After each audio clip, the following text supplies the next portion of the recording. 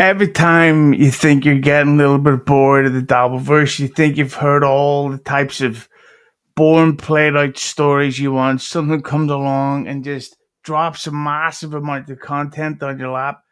Uh, 3 days ago, we had no episode at all. Today, we're actually having to specifically have pre meetings to decide what not to talk about.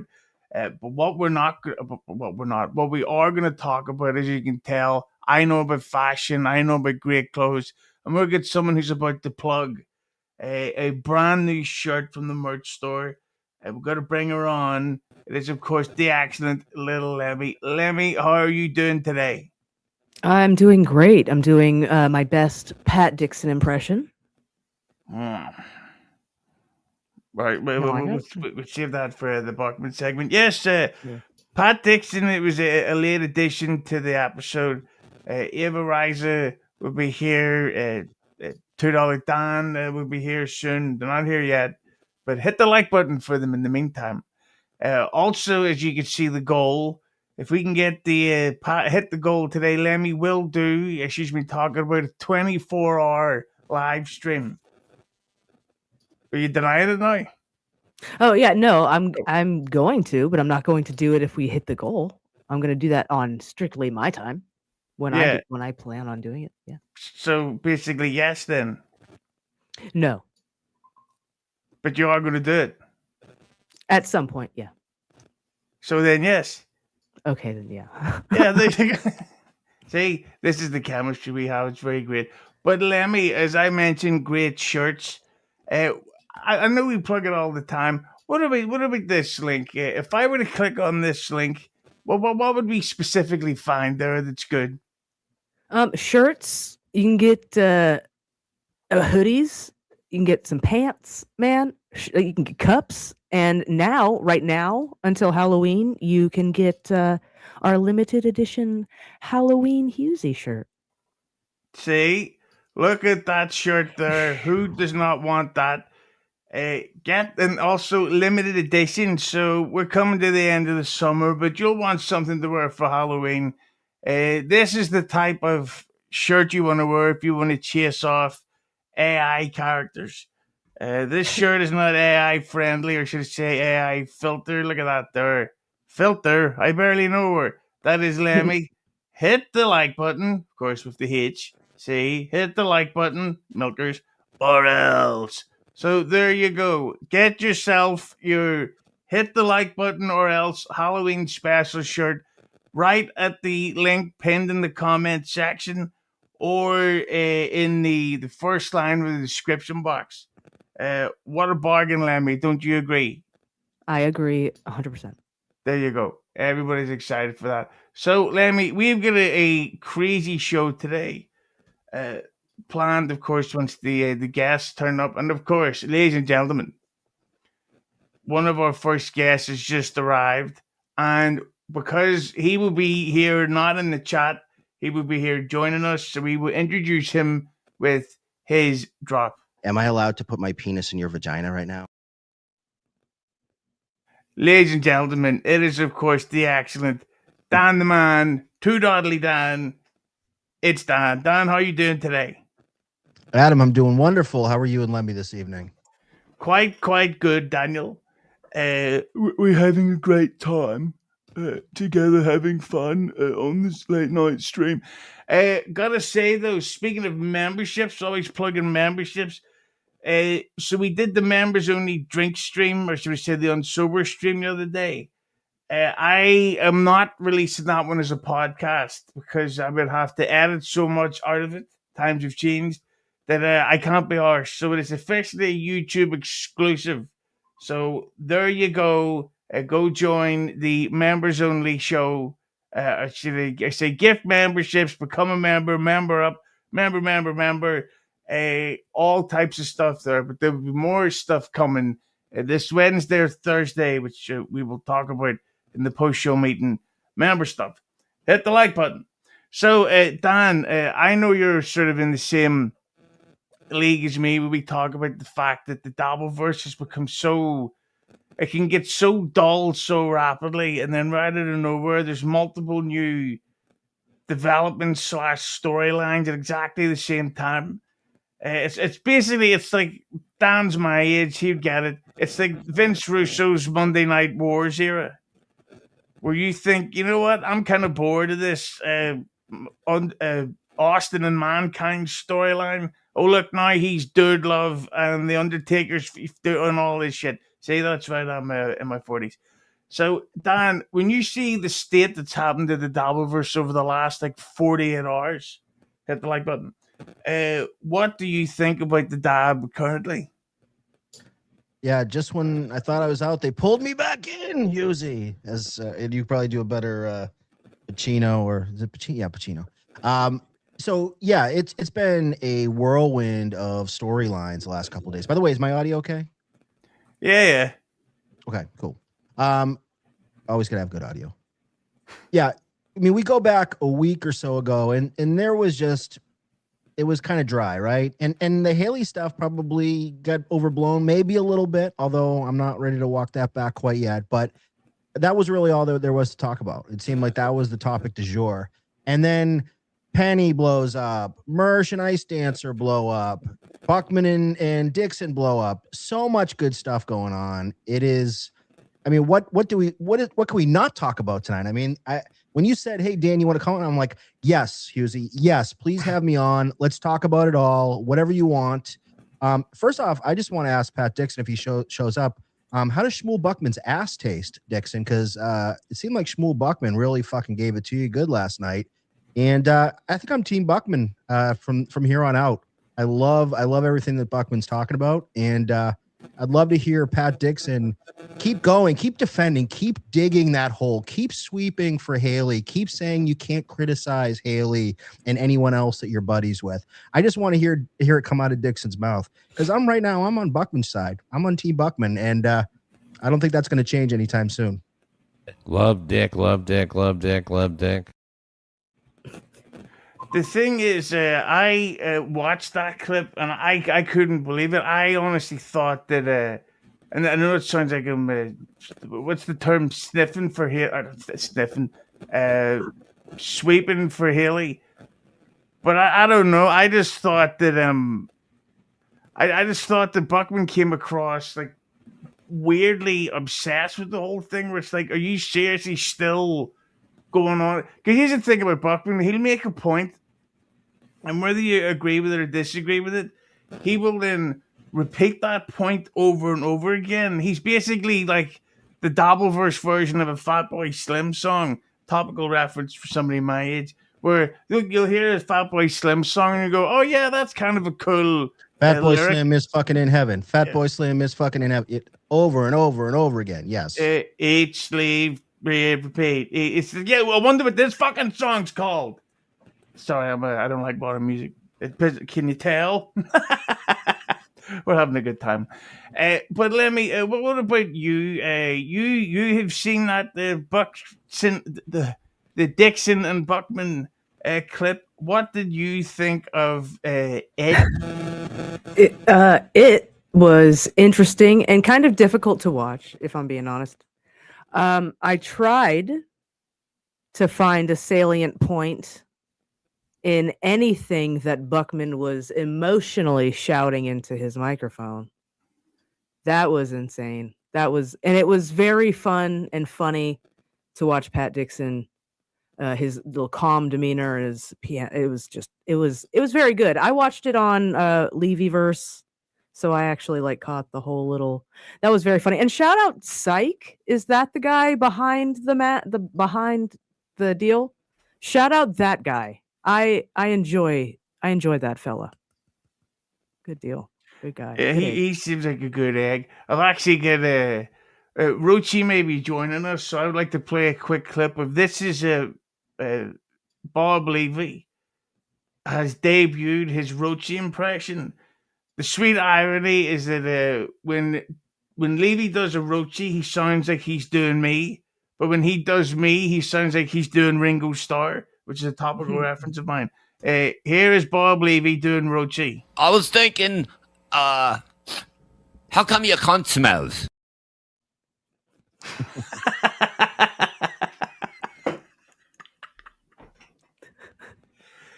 He's a good egg. So we're going to go through this Roach, this Dixon. Before you bring up, and, I just want to there's one thing that you guys said that I just want to just take a little bit of a, not necessarily agree with.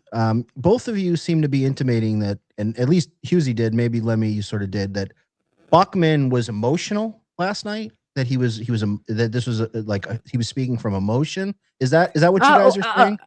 I don't want to say emotion. I would like to say maybe like an overblown fake outrage.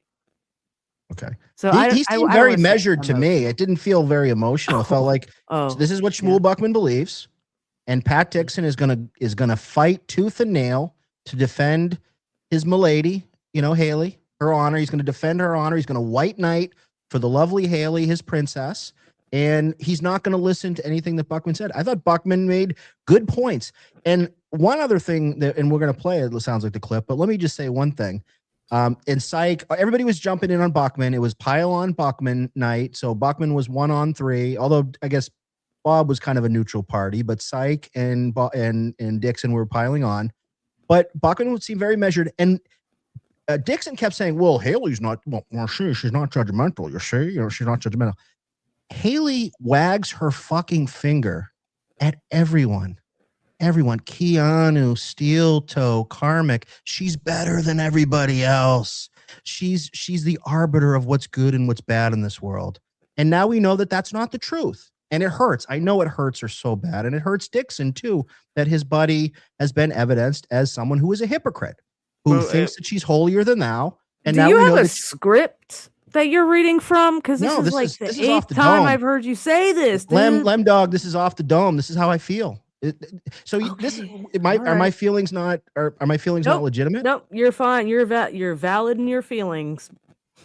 If we question Pat Dixon and Haley's feelings, well, oh my God, but you question mine. Oh, Buckman and Dan, they're all emotional about this. I'm not emotional. I sleep very well at night. I just think that she's a fucking hypocrite, and I'm going to call it out. That's my side. Foul language. But while you were answering that question, we were of course joined by another one of our guests. Pat Dixon is backstage, and as we bring Pat on, we're going to play another new drop. Just as a Pat, nice t-shirt by the way, Pat, looking nice. Anyway, here we go with the new drop. Go ahead, Lemmi. Said he better have one of our shirts on. Yeah, Dixon. Yeah, Dixon, you're going to be streaming with Haley with one of your jobs if you match with us. Anyway, here's the drop, and we're bringing on the Pat Man. Lemmy's right, and I suck dicks. There you go. What's happening, fellas? How are you? Ahoy, Pat. How are you today? Yes, well, thank you. I was listening to you guys talk, and I guess, hey, Dan, how are you? The way I would address what you were saying is that I don't think any of the facts are in question. So now it's just I can't sit here and convince anybody that Haley's not judgmental if they see her as judgmental or judging all the time and judging everybody.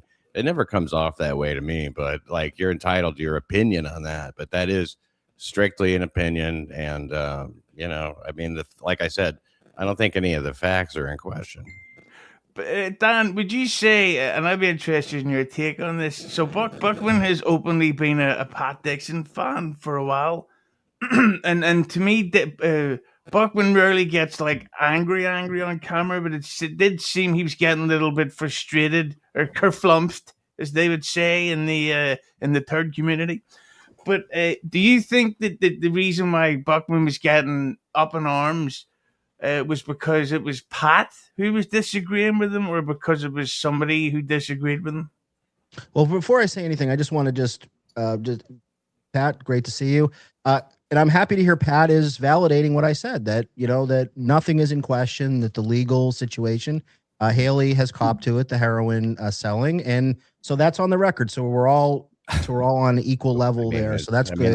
It's been established since the day after, but go ahead. Okay. Well, it's kind of been, she's obfuscated, to use a Buckman term, a little bit. She's kind of muddied the waters a little bit to try to make it seem like it's less than what it was, but it was what it was. And we all agree on that. So that's good.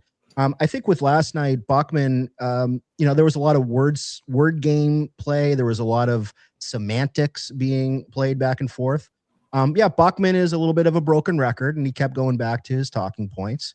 It did feel like the people were trying to pick at him and pick at all of his arguments. I think it's pretty simple, and I agree with Buckman.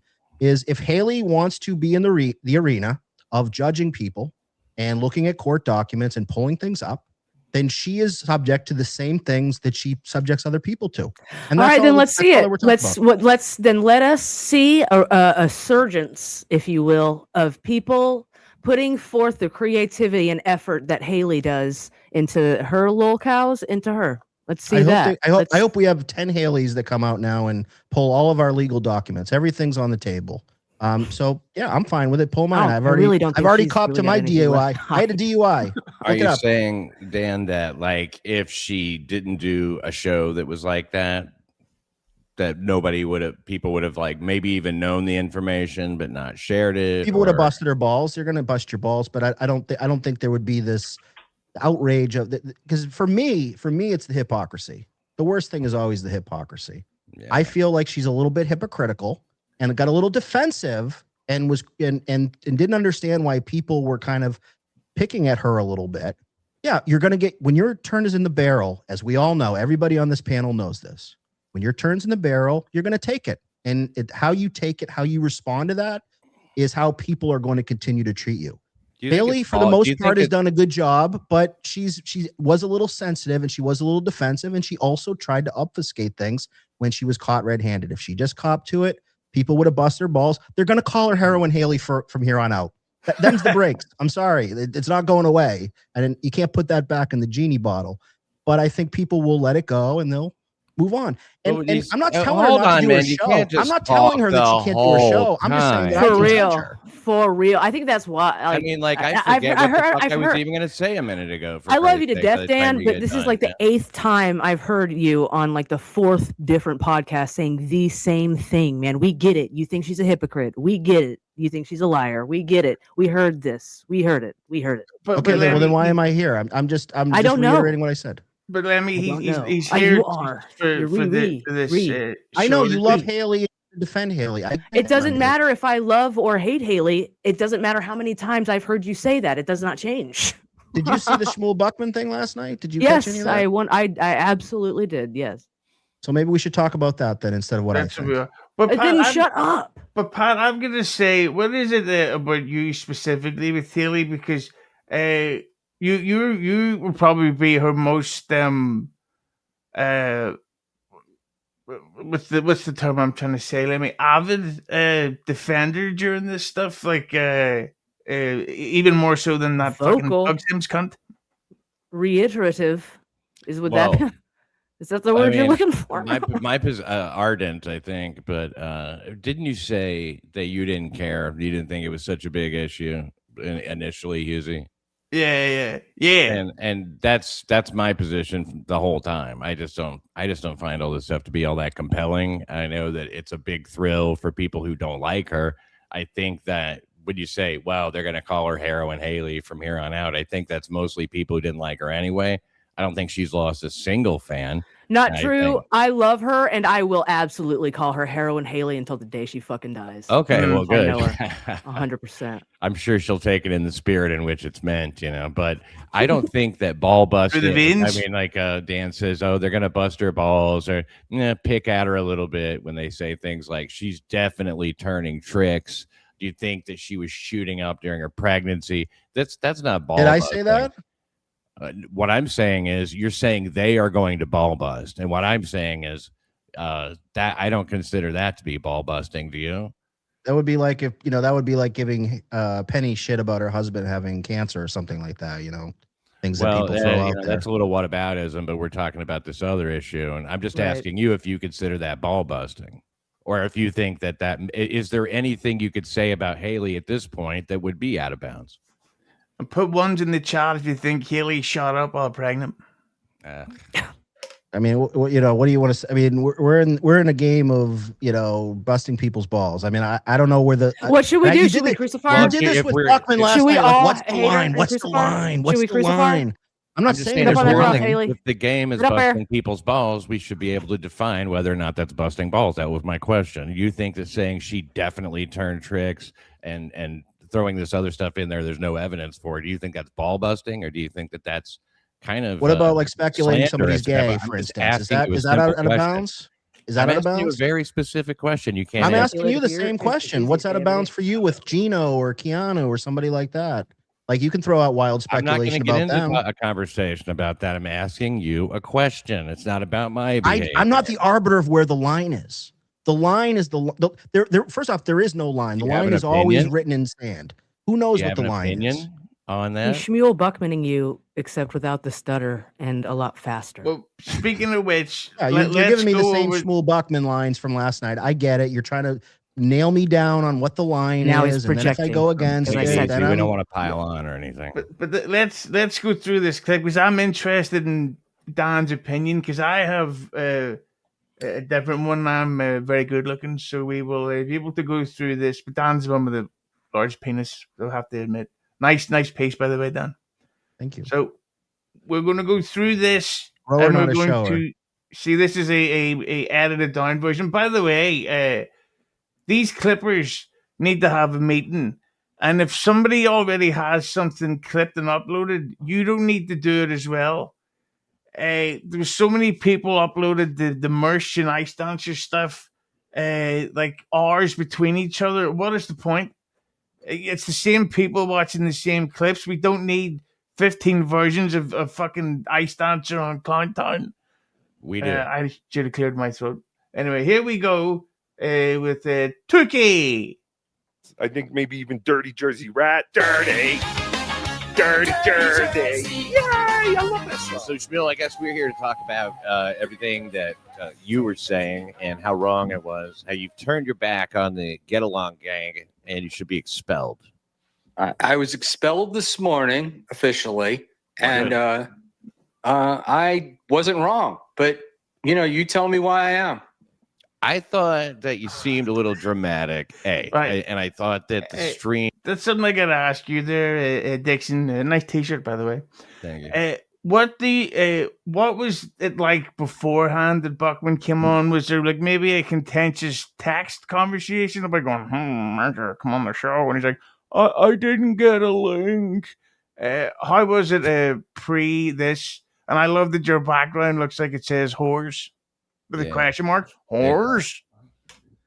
I didn't. There was not really a lot of. I mean, like I asked him to come on. He was going to come on. He initially had said anytime after 9:30 is great, and then I was like, great, 10. We set it for 10. Then he was like, I'm out. It's going to be. So we decided to do it here.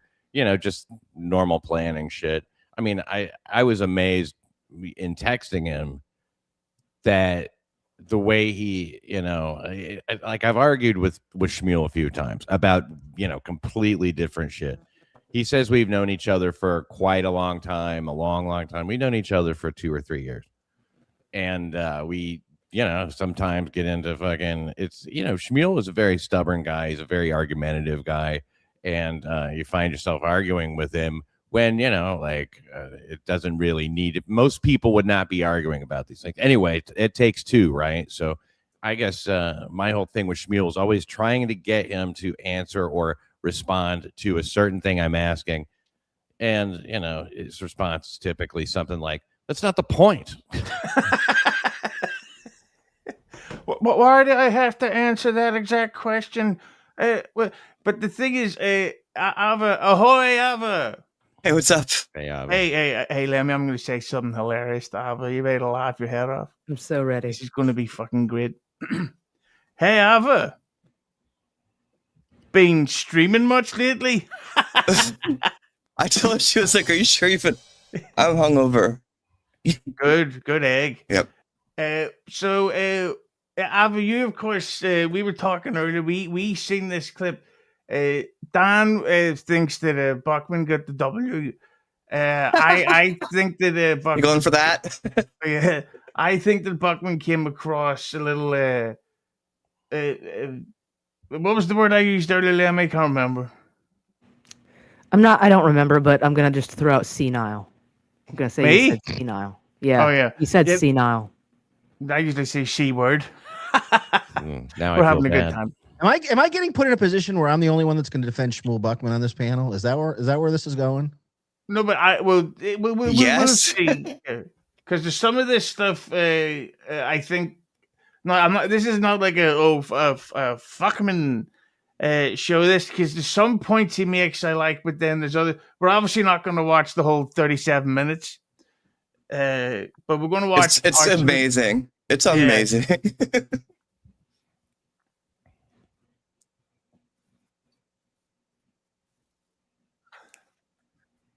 About what you did, sorry, and most of the time talking about how you were misled. So it's not really a mea culpa. It's more like, oh, I got fooled.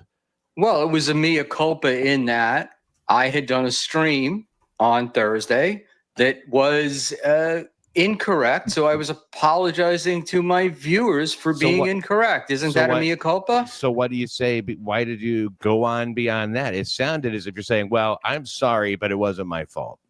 Yeah, Dan. I don't think that would. That's what I'd love to ask you. What did you think of Buckman actually doing that? The fucking mea culpa stream. Yeah, because to me, when I seen that he did that, I thought, in the name of Jesus, like, why do you think anybody would actually care enough? Like, and I have one word to describe the mea culpa stream: inspired. Buckman was inspired to drop everything that he had going on for the day, to let his family wait for him downstairs, to put off everything, put off the evening, Saturday night. He thought it was so important that he had to set the record straight. He was inspired to do it, and I think he's going to come out on the right side of history with that stream, and I support him. I support him 100%. Right side of history is what people say when they're on the wrong side of the present. I mean, you say inspired, I say misfired. He wanted to say, oh, I apologize. All he had to do was say, well, I guess I was wrong. Man, that sucks. I'll try not to let that happen again. Next time I'll do my research. Next time I'll pay attention to what's going on. Maybe next time I'll keep my mouth shut just a little longer, but he really didn't make it so much about him, except in his hurt feelings and shit like that. It was more about his hurt feelings, it seemed to me, than where he found himself culpable. That if Haley got on a phone call with you, maybe a 2-hour phone call, a heart to heart, and said, hey, Pat, I just want to tell you how things are. I want to be straight to the point, tell you how things exactly are. And then she goes on a stream a day later and says things that are not exactly the way that she said them on the heart to heart, where she said she was being honest with you. Would you feel hurt with that? No, I wouldn't. No. Well, I wouldn't put. For those of us my own feelings. Those of us that value the truth when we're speaking to someone we consider a friend, because Buckman and Haley, to my understanding, they considered each other friends. I think when you lie to a friend, you hurt the bond that you have as a friendship. I wouldn't place my own feelings above hers in the situation. I think I would try to understand, since she is a friend, well, she handled it kind of badly, and she could have done things better. However, it's a difficult thing, and whatever. I don't care about the issue to begin with. Haley is in the chat here. She's probably really into my shirts and has already ordered a Lemmi Halloween shirt. This is the type of person Haley is. Ahoy, Haley. You guys all seem to forget I spoke to Buckman throughout this entire thing. Hey, no. Are we saying that Buckman was finessed by her? He feels like she didn't really tell him the full story, or maybe didn't exactly position it the way that Buckman was expecting, and he responded accordingly. So he's directly claiming that she told him a lie on the phone because I don't believe that, and if you watch him, I don't see him listening. And so maybe he misinterpreted what she said in the call. I wouldn't put that past him. I mean, he can't get his facts straight on anything. Well, why does she owe everyone a 24-hour turnaround on dealing with something that's very personal and that's being exposed to everyone on the internet? And I'm sure Buckman would say, well, she does it too, but that doesn't change the actual dynamics of what it's like to have everyone coming at you in a moment. She gets to choose that. And it's so weird that Buckman did that. How do you not think that's weird? There's two people involved here, Haley and Buckman. Which of those people do we know definitively has lied to all of us at least once? Buckman. No, Haley, she lied. She bold-faced lied. She said, "Oh, it was only pills. My trauma. It was pills. I was set up like a motherfucker with my trauma, and I'm gonna monetize." It was all bullshit. And then she walked it back the next week because she was caught. We She knew- know. We I'm know. saying she's a Lemmi. liar. I have a saying question she lied. here. Let me ask you just a She question. is a I'm not known liar. So I'm why just should we asking- believe her now? Can I just We ask should you a leave- question? Why should we believe anything she says? What good does it do to Oh my mock God. the fact that it's traumatic? I mean, what I mean, like my trauma. Because that's her. What That's does her that shield. do? That's her shield of like you can't criticize me because of my trauma. It's my trauma and my trauma alone. Meanwhile, Steel Toe's got trauma. Keanu has trauma. Karmic has trauma, but they don't use that as a shield. Do you doubt that it was traumatic? Yeah, it was traumatic, and she made probably 100 stupid decisions before that led up to my trauma. Okay, but you don't deny it was traumatic, and she had trauma. So It's why traumatic when mock you get it? in a car accident. There's a lot of we all have our fucking traumas in our life that we have to deal with. It just seems to me I like never you're really lived in a venting your drug den, spleen. so I can't really speak to that. It seems more to me that you just have like a distinct dislike, and you're just disgusted with this person. You know, you're just. I don't like that she's a hypocrite. I don't like that she wags her finger at everyone and acts like she's better than everyone else when she's got one of the worst rap sheets of any person that's been evidenced in this whole world that we're in. In this whole world, yeah. But we can the facts are the facts, but we can disagree on whether or not she wags her finger. Which finger wagging example did you find the most egregious? You know, I mean, who has she wagged her finger at that you've been like, oh man, that person does not need a finger wagged at them? Pull up any I'd episode. like to know. Karmix, Steel Toe. Really? Karmix, who talked about her Keanu, pussy stinking for hours. A guy who like accused her of things she didn't do. Her whole show is finger wagging. They should call it pretty finger wagging. So let's talk in generalities. It's a lot easier that way, isn't it, Dan? What do you mean, general? You don't think that her she whole talks down to show, people? everybody. You don't think I'm that she's asking for a judgmental on her show? Specific example. You don't think that she acts like she's I start better to than refute people? it, and you can't really do anything except expand. Pull it up to, any like, fucking everybody. Husey, pull up any pretty antisocial episode from the last 2 years, and we'll go through it like Now as a he's Bruder bossing film, the host. and I'll tell you he's every not gonna part where do she that. wags her finger on it.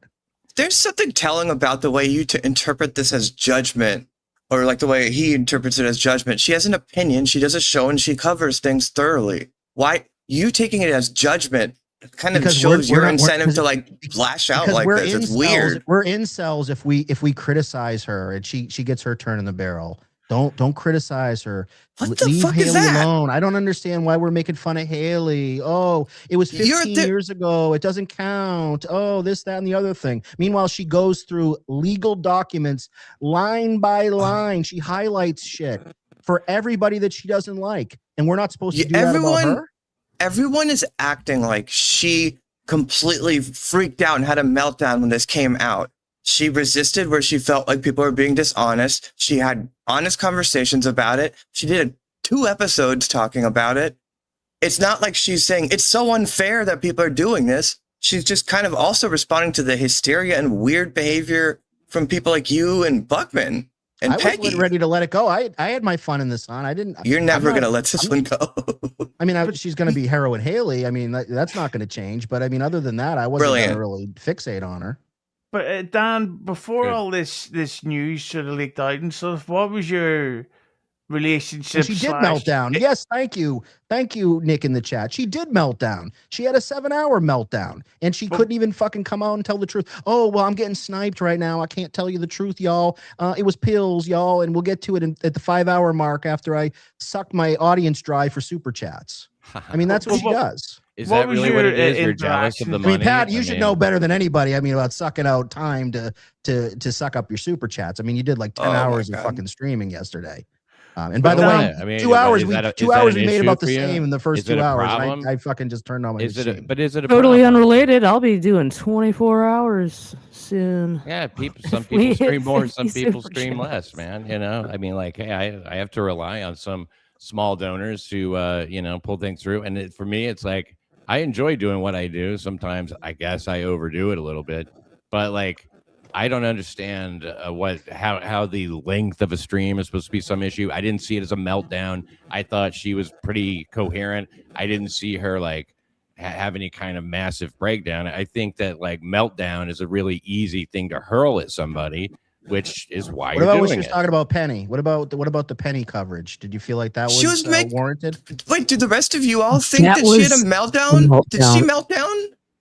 Penny had a meltdown. She had a self. No, she Haley. will admit that she had a meltdown. Haley, why do you keep acting like she had a meltdown? She like did a long show and talked about it, and then started making fun of Peggy on her next episode. I didn't see her flipping out at all. Peggy had a meltdown. I mean, right? I'm not saying Peggy didn't have a meltdown. Peggy definitely had a meltdown. Or Penny, excuse me. I say Peggy. Penny. But I mean, she responded back in kind. It seemed like it got to her.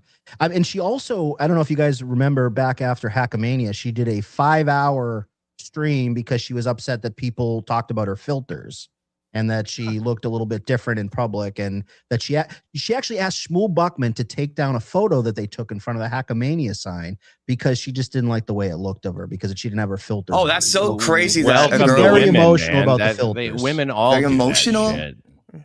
That was actually just because Haley hates Jews.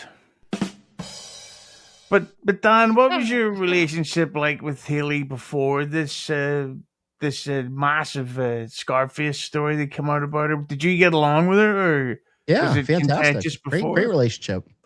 Great DM pals. Every time she didn't want me to talk about her, she sent me a DM and did some sob story about why we shouldn't talk about her. And I respected that until obviously the latest. Can we just get this other thing out on the table? You had Peggy on your show, and you said, people like Pat and everyone, they don't understand that, this is kind of tongue in cheek. I'm doing satire, and unlike you guys realizing it, Norm Macdonald does satire. And I was like, what the fuck is he talking about? Do you know what satire is? Like, you're not doing satire, you're trolling. And the idea that Norm Macdonald is doing satire is an odd take on it. It seems to me he would try to do the opposite when he was on Weekend Update. He would just try to make the punchline and the setup. I never the same. said I was. He just I wanted never to said get I- down to the. Like, what do you? What?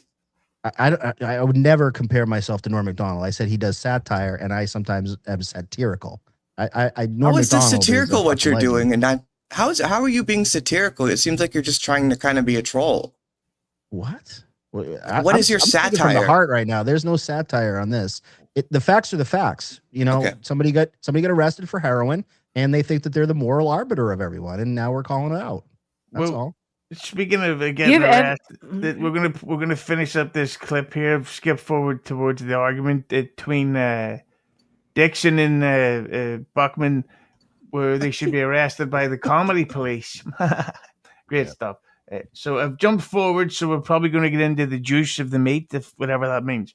Somebody told me to say that, not me. What is your thing here? A hug. No, because look, they're serious crimes. Okay. I mean, no matter how you slice it, she overcame them. That's what I mean by I don't care what the crimes were. I was judging Haley on who Haley is today. But Did she go to jail for this? having known that was going to come out, had to know it was going to. That's something when he goes, I'm judging her for who she is today. It's like, but today she's not the criminal. And like, who the fuck are you to her? Her dad? Like, who the fuck? What the fuck? Yeah, didn't they literally meet for the first time in April at Hackamania? Yeah, probably. Yes. Yeah. Like me and Pat met in Vegas. There was a big moment for him. I didn't really give a shit because I'm tough and cool. You barely even stopped to talk to me. It really was hurtful. Yeah, I thought he was Ironberg for the first day. But the thing is, I think that Buckman's taking this stuff very, very seriously. And I remember having conversations with Dan about people in the Dabbleverse who you can see passionately, desperately take the Dabbleverse is their life, and they need to know like, oh, did you hear about what happened on BYB? What about Clowntown? What are we going to do now that it's ending? What am I going to watch at 4 a.m. on Saturdays? It's like, I don't know. But this sort of stuff is like just fucking relax. And I think that Buckman here is a perfect example of this Haley story broke, and he somehow made it about him. Absolutely.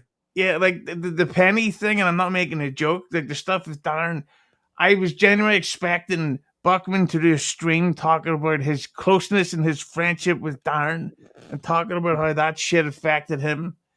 And I don't know if he has yet. I gotta be honest, I haven't been watching. Come out. It's And then just gonna be when another it came circle. out, not telling the truth about it, you're telling me is that any different than what Steel Toe does or what any of these other guys do? 100%. She owned up to it when it came out after one fucking day. Steel Toe keeps spinning and spinning everything into a fucking win. And I'll tell you something else. You can't sit here and talk about a crime being more serious or worse or even being serious at all and then go, I don't judge the crime, because you are judging it as serious. And so I want to know what level of crime you have to do before this is something you need to fully fucking disclose. And great question. In order to validly critique other people. This is a Pat Dixonism that he loves to do. He's like, he wants to nail you down and make you define what the line is. What's the line where it's good and bad? Ava, you had a question? I had a question. No, I was saying that was a great question. And you dumb bitch, Lemmi. High right now. No, he's trying to get him to define his terms, because he's trying to figure out where he's coming from on it, because he's like bumbling and fumbling. How is that not a good question for him to ask? That's not like a trick or a trap. He's trying to understand his point. Here's the mistake that Buckman made. Buckman was afraid to say like that one is worse than the other. I'm going to say, yeah, dealing heroin is worse than showing your buddy a picture of some girl's boobs. Yes. Dealing heroin is the worst. You've never said that you don't judge the crime. I do judge the crime. I'm very judgmental. Yeah, that's what I mean. I don't lie about being judgmental like some people where they hide. Like Shmuel. Well, I'm not judging you. I'm not judging. No, I judge everybody. I judge everybody on this panel. I judge everybody in the world. So I'm a very judgmental person, and I don't apologize for it. That's who I am. And so, yes, unlike Buckman, I will judge, and dealing heroin and living in a crack house and doing all the things that you did in your rap sheet is worse than anything that Steel Toe has done. 100%. She lived in a crack house? Well, a motel, one of those no-tell motels. He's making some of that shit up to make it sound far worse.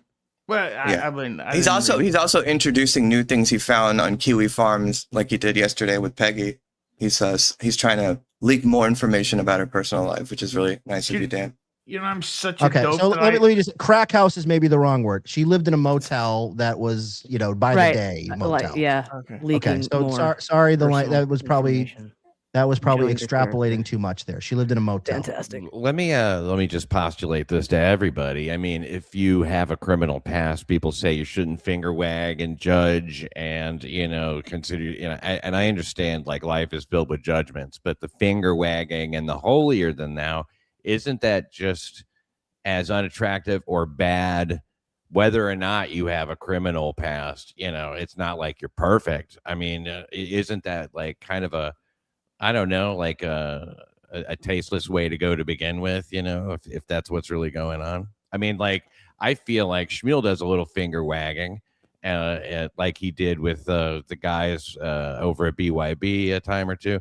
So, I mean, so he doesn't have a criminal past. Does that mean that he's, like fully like to be taken seriously in that way? And that's it. The problem hold on. The problem therein lies, Pat, is that some people really get off on being like kind of a piece of shit degenerate who leaks like soft and personal information about people. They get off on being that kind of person. But the thing is, though, in this clip, which we'll get to in the second hour, good joke by me. The funniest part so far, that Buckman starts linking quotes to me and the BYB and somebody else, and Pat straight away correctly says, "No, that's not true." So I don't really know what Buckman's talking about. Good job singling that out. He in that sentence, he just made up so many people's takes on things. He was wrong on all of them. Like, he's like, BYB is on my site. Like, every show he listed didn't have the point of view that he described at all. Like, he just made that up. Can I ask a question? Can we just send Haley the link since she's in the chat? And it seems like she has a lot of things to say. Have we just thought about doing that maybe? We did we send her the link, but I think she's a woman. She's probably cleaning the toilet. She's probably some cookies in the oven. Yeah. Sharing recipes with some bitch online. You know what they're like, these cunts. No offense. Just like the idea that if you just look at journalism, if the idea that a journalist, if they had done drugs in the past, would discredit their future journalism, you could argue that it gives them like context and credibility to keep doing journalism. I mean, there's people that are wartime correspondents that get addicted to drugs and they come back and they straighten out. People still listen to their journalism. You judge the work on its merits. I don't understand why her doing something bad before means anything to you. I also don't understand how y'all feel entitled to more of her, to be truthful about more of her very sensitive and personal information about her life, when there are literal savages in the fucking chat that are gunning for people's jobs, DJ Electra, getting people fucking fired and shit. So I don't. Fuck you, dude. What was that, Lemmy, earlier? I seen it. I didn't read it because I'm stupid, but Electra was trying to dox Haley or something. Yeah, she was like, should I dox her or should I be nice? She was essentially threatening, asking one of her friends if she should dox Haley or should I play nice? And she was the one that went around telling all these fucking Aaron and Mersh and everybody. She was the one going around giving force feeding them this information that she's getting from Kiwi Farms. So. Also, I don't even know if it's worth pointing out the hypocrisy on the Buckman thing. He went on with Kiki and her mom and judged her parenting to her for 30 minutes. It's just the most aggressive, odd way. Either all of us are judging, then fine. But I don't understand why that's just something he's obsessed with. That's using that word. What that came across to me, Ava, it might just be me being a anti-J banana, but it felt like, and of course I haven't asked Buckman this, but it seemed like he was going on to create a moment so that he could then talk about it on his show. Because I thought it was weird that he came in hot and heavy to go after what do you call Kiki's mom again? Michaeline. It felt weird that he would straight away go, why didn't you do the thing with the wrist? And it's like, what the fuck? Anyway, saying they're in front of someone's parents and bringing all of that up and just then starting to attack their parenting. I thought that, Bob and I watched that together and it was very interesting. Yeah. And Bob and I actually had a different of opinion. He thought that he was doing it intentionally because he was trying to, get some kind of thing started, like you said. And I genuinely think he doesn't see what's wrong or if there's anything wrong or what could be potentially offensive about what he's saying, or that it may be at least crossing a boundary. I think that he doesn't, I think that his sense of boundaries is a little weird, like many of us, and that's just the way it manifests in him. Yeah, he was lashing out, I think, because he has these really strong views about, moms and being negligent and stuff. That was real, and I think he didn't understand it was inappropriate. He said he didn't understand why it was inappropriate. And then he made a pass. What if Buckman is just Machiavellian? What if he's just making moves that other people aren't thinking of? His cloud is through the roof right now. It's possible he could be more manipulative than we think, but I don't think he is. I think he's an idiot. He's definitely getting people talking. Oh, by the way, Dan, Haley said that she's making dinner because she's in the fucking kitchen where she belongs. Good. Nailed it. That's a good wife. She didn't add that other part. She really is rehabilitated. Now she cooks dinner for her family, so that's good. Congratulations, Haley. Anybody's surprised about there being an uproar about it? I don't think Haley's surprised about there being an uproar about it. So in a way, it's a moot point. What I'm saying is you singled out her coverage of Karmic and her coverage of Steel Toe as being somehow I don't know, incorrect because she hadn't disclosed that, or I guess what it's invalidated because of that. I mean, I don't even understand your point of bringing up these examples. Did she go to jail for this? What was the? I have no idea. She's completed her whole thing. She's been done with it for years and years and years.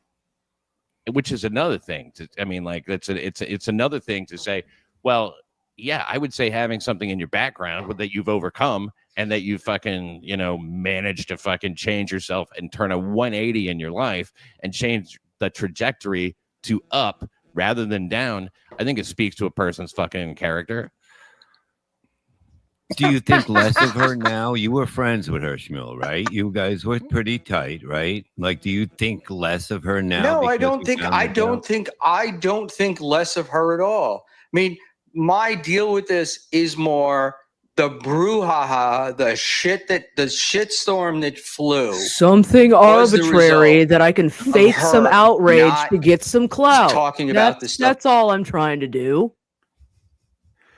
It is weird that he's this passionate. Like, I don't claim to be best friends with Haley. Like, we've spoken about music and stuff in DMs. We've agreed that, well, we haven't agreed on Nirvana or Oasis, but we both agree that Alice in Chains fucking kicks ours. So she's not too bad. But Haley, if you're in the chat, what was your relationship like with Buckman? Because he seems to be taking it very, very seriously, and we've been joined by the chairman of the Dabbleverse himself. Ahoy, Roachy. Oi, oi. What's up, Roachy? Oi, oi. You slag. Are we sure that he's even that passionate about this? Could this just really be that he'll die on any hill and is stubborn and just cannot own anything and is just mad that he's getting pushed back, combined with him not being that bright of a guy, so he just stumbles and looks like a fool when he does it?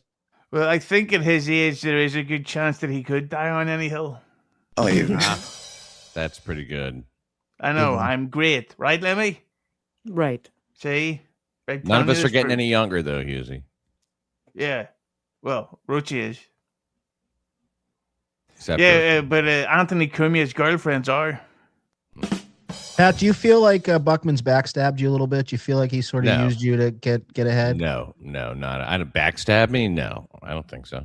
Or, well, I mean, and I'm talking specifically about this show. Like he's like, if I come on and I have my moment and I fight with Pat, that'll make me I don't think that he had his powerful. moment, and I don't think that it did anything for him. But I also don't feel stabbed in the back if that's what he had in mind. Okay. There. Yeah, we'll get this. Of course, getting stabbed in the front is what happens to Buckman's people's penises when they're young boys. Right, Roachy? It was. So I thought you were talking about Stabby C. Oh yeah. He had watched that Pat episode where Pat reacts to him twice on his show when he could get his computer working. When he talked to Pat last night, you get the sense that he still has no idea what any of the points were that Pat made, and then just clung to the idea. It was like, well, if she did something bad, then she can't, then everyone can be mean to her. And he just kind of simplified it to that almost, right? Did you? Is that how you felt? I did. I do think he missed the point on a lot of what I was saying. Yeah, it was more about really, in this case with Shmuel, it didn't have anything to do with Haley herself, although that's kind of the thing that it's all built around. It was more the way he formed his arguments and the way that he turns an apology into blame. Yes. It just seemed, and also how unnecessary it was to go into such. I mean, he had notes. It's like he's running for office. He thought this might hurt his chances of getting the nomination or something. It just absolutely seemed really self-important. Buckman's an analog guy living in a digital world. I mean, we all know that. He's of a different generation, so we can't hold the notes against him too much. Oh no, I don't care if they were digital or yeah. He used to prank call people on the rotary phone. Was it a rich text file? I mean, come on. Is your big wheel bike running? To be judging somebody else for crimes that are not, but judging somebody else for crimes and not admitting where you were and why you were there. If I can't get you to understand that makes you look like a hypocrite, then I'm never going to, and I'm not going to sit here and try to. I do understand that, but then you don't have to put in the qualifier that she should have come out and said all this stuff before she started judging. Why? It doesn't matter. People can be critical of her for not fucking coming out and saying that shit and criticizing other people. But I just don't get why you keep saying she should have come out and said all this ahead of time. Why? What does that matter? Because it would have mitigated what's going on now. Yeah, but she never said she didn't fucking do that before. So like she didn't lie about it. Like I don't understand why everyone has to like that is true. She never did say like I have never done any kind of crime or anything like that. But I mean, how does it change the nature even if she has admitted it? Like I've been arrested for weed. Hold on, it's like how is she any more hypocritical not mentioning it than she would be mentioning it? You know, I mean, like it's just as hypocritical if she's been through those experiences and had trouble with the law, and then she's talking to people or about people, you know, who have trouble with the law. It's the same fucking thing, whether we know about it or not. Mm-hmm. By the way, can I just say one thing? Buckman didn't get anything. Just that when he said that. I didn't really Pat say Dixon. it as clearly as I could. Yeah. I want to thank the one good thing Pat Dixon did all night. I mean, he did some good things. I don't want to totally rip everything, but telling Psych to shut the fuck up was a banner moment because that little lispy whatever kept butting in every time you guys are having a conversation. And Psych's great, and he felt very passionate about it. But like, I lose my train of thought sometimes, so I have to try to maintain it if I can. Yeah, we don't care that he got busted with selling weed. It's like, okay, Psych, we get it. Yeah. Well, then we get into that level of crimes again, you know. I'm gonna play some super chats. In terms of hypocrisy. 1 second. Now, Shmuel, what if, say, somebody finds a letter that you wrote to a woman that makes you look really bad like Mersh, and then you didn't bring it up. You didn't bring it up, and it just comes out, and people are reading it, you know? How would you feel? Would if you said, oh, I wrote a letter. You should have said that before? If I was telling people how to deal with women, and and this is the way you date chicks and you hook up with them, and but it's a show. That definitely would have been definitely would have been hypocritical. Yeah, but like people are doing this show, you know what I mean? They're just fucking busting balls, making things a little crazier and that shit. Like, wait a second, fuck? I don't see why people. Wait, I'm sorry to interrupt Bob and the show and everything, but what he's saying is that if for a guy who does a show like what Mersh does, he should have disclosed that he wrote this letter to Ice Dancer beforehand. Yes, that's crazy. I mean, that is surely he doesn't mean that. But by the way, just while we're all here, this is a quick round table. When it comes to Ice Dancer, would you? What do you say, Lemmi? I would not. I feel like little sister vibes come from Ice Dancer, and I wouldn't with my little sister. So definitely not. She seems like a lovely person. It's nothing personal, but yeah, I mean, well, I'm married anyway, so definitely not. But even if I wasn't, it seems like having sex with someone who's maybe a little special, a little touched. So no, I would not. Be fucking be sexy though. Pat. I enjoy my free time too much, and I'm well aware she's way smarter than I am. So no, I don't want to be involved with that. Ava, I only like to get with people my own age. And Roachy, I don't like pretzels. I don't know. She seemed nice last night because I had heard that she was meant to be a fucking spaghetti brain, but she seemed pretty smart yesterday. What about you, Husey? Wait, there's 6 people here. Would you? Yep. Okay. And to take a beach. But Ray, it doesn't make any sense to me. That's not why I care about doing a show. I just want to have fun in that shit. I don't fucking give a shit what anybody has done. You know, it doesn't. Right, but she's the one that was covering people's court documents, Bob. Yeah, which I don't believe in that shit. I don't believe in a lot of shit, but you know, it's just what people do. She wasn't the one. She was one of many. So, you know, she was the one that was sending somebody to the courthouse to take pictures of the documents, and she was putting her watermark on them. And that was in all cases, you're saying? Yeah. No, that was in one case that I did. Not one case, but one person that I'm aware of. Okay. But like, she's also at times just like, well, the court documents are out. He's got them. I've got them. They've got them. And there's a lot of people reporting on it. So it's not she's the one doing that. It's like something people have gotten into. No, I don't really particularly love it. I don't think it's personally, I don't like that shit at all. But like, it's a fact of the area, that people do that. And so I don't necessarily think that looking at a court document and talking about it is a fucking judgment, but like, you may think so. You may your concept of judgment may be different from mine, or it may just be convenient for this particular situation. You're splitting hairs, because she's not looking at a court document and then reading the court document and going, okay, that's our information.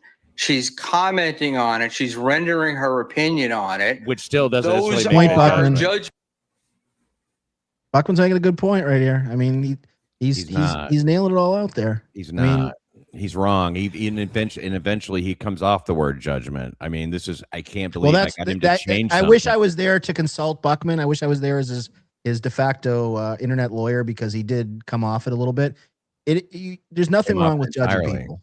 There's nothing wrong with judging. There's nothing wrong with saying something is, hey, you know what? This doesn't pass the sniff test. Or, hey, dealing heroin is not really cool. And that's there's nothing wrong with judging people so long as you've never done anything. Dan, in that case, then Haley's okay. No, Haley's okay with doing what she did. Roachy, let me respond to Dixon. Dixon just said something. Yeah. But like what you just said. So you just said, and I got to rewind here.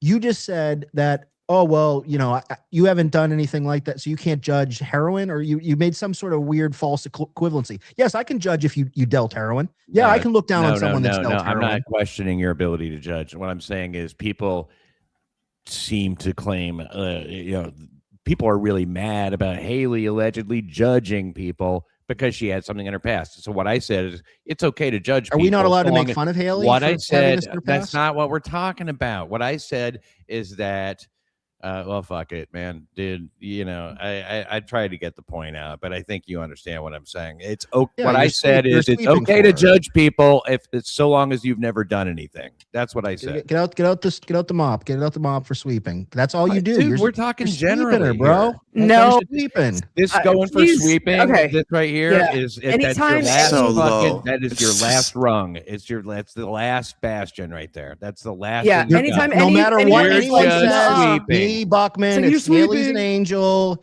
Haley did no wrong. Don't judge her. 15 years ago. Look me in the eye and say that. Sweep. Snap Dixon sweeping for Haley. That's your whole thing. I'm happy to leave if you want, Lemmy. If I'm not. I'd like you to stay, Dan, because I like the fact that you have a different opinion. But Lemmy, we've got a bunch of chats that we will get through here. What is your logic for you defending Stuttering John, against people like Shuley and all them leaking things about his family when you stalked Patrick Tomlinson? Does that mean that you're not allowed to defend John? People can criticize anything. I'm not telling you not to criticize. I've trolled people. Yeah, I've trolled people. Yeah. Okay. I think she's asking guilty as charged. What do you want? And can you justify it? I made tweets about someone and said their book sucked. Like, okay, great. And then they sued me for slander, and I took it personal. Okay, that's how that worked. Yeah. There's the story. Okay, Lemmy, we've got a bunch of these to get through here. Some are relevant to the conversation. Last Dabbler standing. Thank you for being a member for 4 months. Balls Deep. Thanks for the toe. Whoop whoop. Balls Deep. Thanks for the toe. Her brand is finger wagging. $2 Dan gets it. See, that's the thing. There's some of these. It may seem like this is 5-on-1 here with Dan, but there's a lot of chats agreeing with Dan. That's who Dan's appealing to. Are the people who people that have another opinion than yeah, right, but that's what makes it interesting. I'm sweeping. What? Like if we just sat here and agreed, it would be a WATP. Right. So we have a totally fake lightning rod. Cool beans. Balls Deep. Thanks for the two. Her brand is finger wagging. $2 Dan gets it. Daniel Poon, thanks for the 5. Can $2 Hasbula have a toured 3-way with a bottle of Everclear and some goofballs? Asking for a bunch of friends. Shout out Husey and Lemmy. Thank you, Daniel. Thanks for the poem. Ronnie Ralph, thanks for the 5. Pat, if you didn't do a show with Haley and have a financial interest in preserving her shattered credibility, do you think you'd be sweeping this hard? Oh man, if you ever Totally want to ask real a question. if you ever want to ask a real question, I'm happy to answer it. Yeah. Oh, Ronnie. Good one. If you were on a train heading north, Pat Dixon, going 125 miles an hour, Nick in Fort Wayne, thanks for the 2. Dan World Order. My man. Do you actually look at things this way, Dan? Because I was arguing with somebody about you, and they were saying that you're just mentally ill, and I was like, well, maybe he's trolling or a bit, but then you do kind of say these things a lot. I remember you used to say them a few months ago about the cool kids gang, and then everyone's sweeping. Do you really just think things work that way? Yeah, pretty much. Well, there's definitely, I definitely think that there is a hierarchy, if that's the right choice of words, in the Dabbleverse. Like there's definitely levels, and I'm on the top. But there's definitely levels to who, like, frankly, and I know this is going to piss off Panhandler, and he'll be in a bad mood if he sees this, but like MLC, despite the income, has dropped in the hierarchy of the thing because he deletes the fucking episodes. So if you go on there to promote your new book, unless it's this 400 or 300 he loves people, having authors on. That's a fact. Yeah, Stephen King. Why didn't you put The Stand in a better movie? That would be funny if you just had an author on and talked about their book. Like, all You should have seriously. called it Stephen King shit. You suck. If he had an author on and then just started going over the Dabbleverse dashboard with him. Yeah. Hey, Philip Roth, do you think Shirley's a piece of shit? Lemmy. Beloved chatter, thanks for the 2. We still have no idea how Chad got that black eye. Black guy? Jesus, Lemmy, you're being vulgar. He's a mud shark. Connor, thanks for the 5. Haley should have appointed herself the Duke of the Dab and then immediately hid for months. I got your back, Dan. Got me. Got me good. Wasn't that you, like, being sanctimonious and then threatening everyone and then overreacting and not wanting to deal with the consequences of disappearing for months? I mean, that maybe is one way you could put it, I guess. I don't know. That's not, that Weren't would you be saying necessarily my What happened? would be my perspective on the situation, but yeah, that might be You yours. said, "Come bend the knee, and maybe I'll let you live," or something like that. It was that type. What of happened? speech. I remember Unfortunately, real world stuff comes into I'm play. And you have to entitled take a break. to that personal information. What happened? What happened? We need What? we need the In charts. detail. I need the details of what happened during that time Of that what you were not happened? here. You owe us that. Whatever reason you weren't here. I need to know, Disclose. and I'm gonna stop at nothing until I find out. Well, he doesn't have Disclose. to give details, but Dan had like a party summer. No, we're gonna like need a we're gonna need the W-2s. Yes, I'll give you the details. We're entitled Summer to that happened. information. I realized it was June be 1st. really I didn't want to indignant spend my about whole it. summer doing the Dabbleverse. That was the real life. That was what it was. Right. Then why did you do a broadcast where you were like, I'm gonna come in and getting you and making it look like you're gonna be here and then disappear? Like, why was that the way you ended? Why does anyone do anything, Ava? Yeah, people it's a good talking. question. Oh Yeah. my god, he doesn't answer questions. Now you clam up. He Philosophical, clammed I like up. it. Listen, wow, he's got Lemmy. the wordy guy. Daniel Poon, thanks for the 2. Afternoon, Husey, Lemmy, Pat, bunch of good eggs. Colin Madden, thanks for the 5. I can clearly see a male 5EX doll reflected in Dan's glasses. It looks like a little Lionel Richie with pierced nips.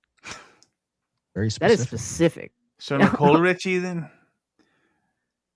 Bootless Dilettantes, thank you for being a member for 1 month. Stealth Chaos Live, thanks for the 500 yen. Husey and Lemmy, thanks for doing my stream. You absolutely killed it. That is all. Thank Good you. read. I was Great. fucking drunk on that. I need to make a clarification. I accused Stealth Chaos of asking me to come on to maliciously write questions and attack you, and that wasn't what he was doing, so I apologize, Stealth Chaos. There you go. What a I'd lovely... like to disclose something. I have no pictures on my walls. I'm doing my finest impression of you, Pat Dixon. Daniel Poon, thanks for the 2. Dan, they're telling us you need to go. Yeah. But no. Balls Deep, thanks for the 2. Buckman Spine with $5. I'm gonna say something in defense of Dan, though, but it's like, what the fuck? Like, he's not allowed to say I don't agree. And then every other show, like I'm going back to MLC. People complain about it because it's always fucking agreeing. We allow differences of opinions here as long as you're a white man. Everybody else has to fall in line, right, Roachy? Why is it though? Like if people challenge, I'm sorry, go ahead, Roachy. No, I said 100%. Like get in your lane, right, Ava? But I'm not saying Dan's not allowed to have that opinion. Why is it if somebody disagrees? The other person's saying they're not allowed to have the opinion. We're just engaging with what they're saying. Yeah, but it's like who wrote that message? They're saying that Dan needs to go. Like, no, I like this about Dan. I like anybody who can get a conversation going. If we all just sat here going, yeah, totally, then we're Apple Pineapple show. Got him. I seen Eccles and Bacon Bits arguing on Twitter about a jacuzzi. That's going to be good. I think it's like, not to compare him to Benji, but there's that dynamic where it's like Howard would get mad whenever you'd ask Benji a question because he would just he wasn't being real. And it's hard to figure out when Dan's being real. Because then when you ask him a question about himself like that, he kind of deflects or buckles. And I don't know. So you don't even know if Dan's being real, if he's just doing it to disagree. So yeah, am I the one that thinks this? But at the same time, like we're having a conversation about how Haley get piled on because real life info came out. Hey, so I have a question about for you, Dan. Do you ever just walk up to people in real life, hand them $2, and tell them they suck? No, but that's actually pretty cool. I should start doing that for the guy that like begs for change. Just give him $2 and tell him he's a loser. That's actually pretty funny. Can I also ask a question? If everybody also like, what is wrong with everybody being like, he's wrong. He had a not so popular opinion. What is wrong with everybody agreeing on that? If it is indeed a shitty and stupid, wrong, blithering opinion. But the thing is, this isn't like we're going out for lunch for nice eggs because we're doing a show. It makes for more interesting content if it's two different opinions. It's like what do you call Bill Maher's show? Fucking real time. The best. You know what, Lemmi? You know what I'm going to do, Lemmi? I'm going to just agree with everybody for the rest of the show. I'm just whatever you guys say. Right. I'm 100%. I'm 100%. Right. Go extreme the other way because nuance makes no. Never mind. You couldn't be, Lemmi. You're so right. You are so right now. Right, Lemmi. This isn't. See, that's when people say he's trolling. It's like if he had the ability to like be clever and trolling, then he'd be able to handle like something like she just said without just kind of swatting it away in that very simple. That's a good one, Ava. You nailed it. Good one. Lemmi. Balls Deep, thanks for the 2. I've already read this one. Buckman Spine with $5. Shuli Madoff, thanks for the 5. $2 Dan, you can't reason with someone that has a dark cloud over their head. Pat Dixon is a miserable sob. That's a good guy. Come on, Shuli. Go easy on him. That's too cruel. I thought you were going to agree with everybody. I'm agreeing with you. You're on the panel. You're more important to me right now. But I'm Team Pat. So now we've gone from pointless to absurd. You killed Buckman last night, Pat. You fucking destroyed him. I mean, it was masterclass in just putting somebody in their place. And you're a brilliant broadcaster. Fantastic with a lot job, of relevant Pat. things to say. Fantastic job. We'll do 10 more hours of stream, and we'll see how you do the next. Your eyes are not. Party McGinnis, thanks for the 5. Can Dan and Mint get on a boat together and go find what's west? You are not unappealing. Everybody loves you. Yeah, you're an appealing guy. 55-year-old living in squalor. Yeah, congratulations. Oh wow, you're killing it, Pat. You're being nice. You're killing it, Pat. Oh, we take you off that so fast.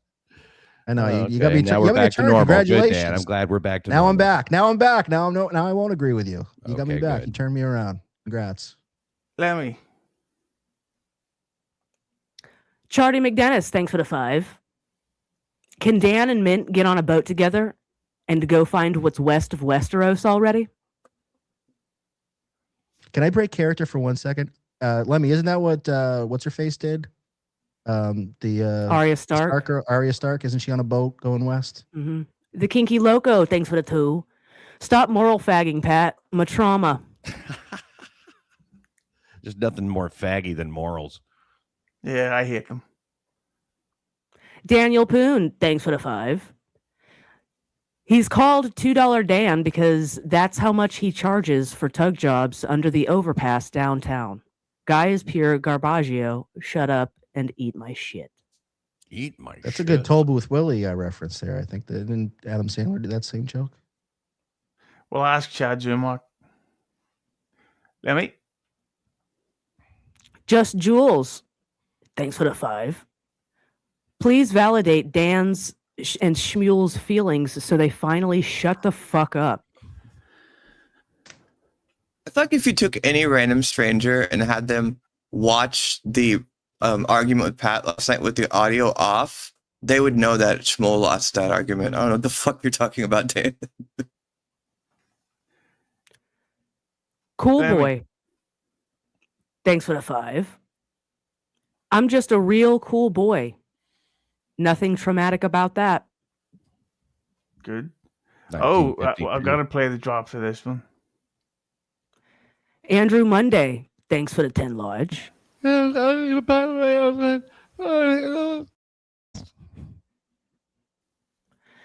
I can't believe people still care about this shit. Haley is smart and she'll ride it out. Everyone gets their turn in the barrel in the dab.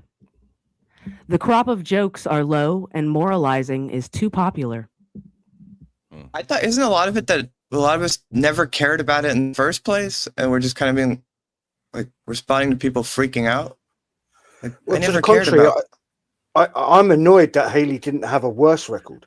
I like the idea that she was running a Mexican cartel. Turns out that she was just slinging heroin 4 times, and Yeah, maybe she can't did a even do that, boat- right? Yeah, exactly. Yeah, fuck. Typical fucking woman. I feel in shape. Sorry, I'm enjoying this. Lemmy?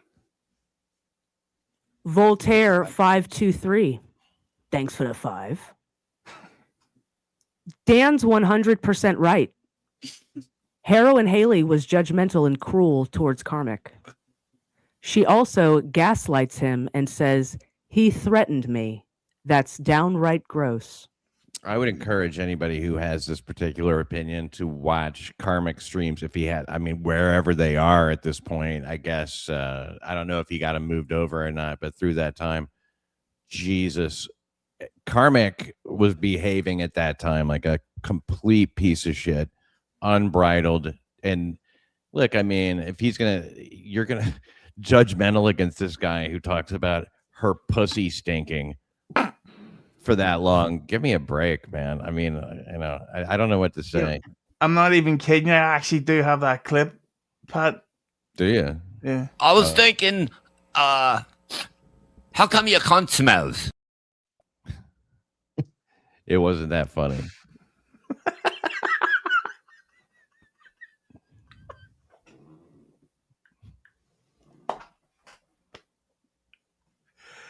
Lemmy?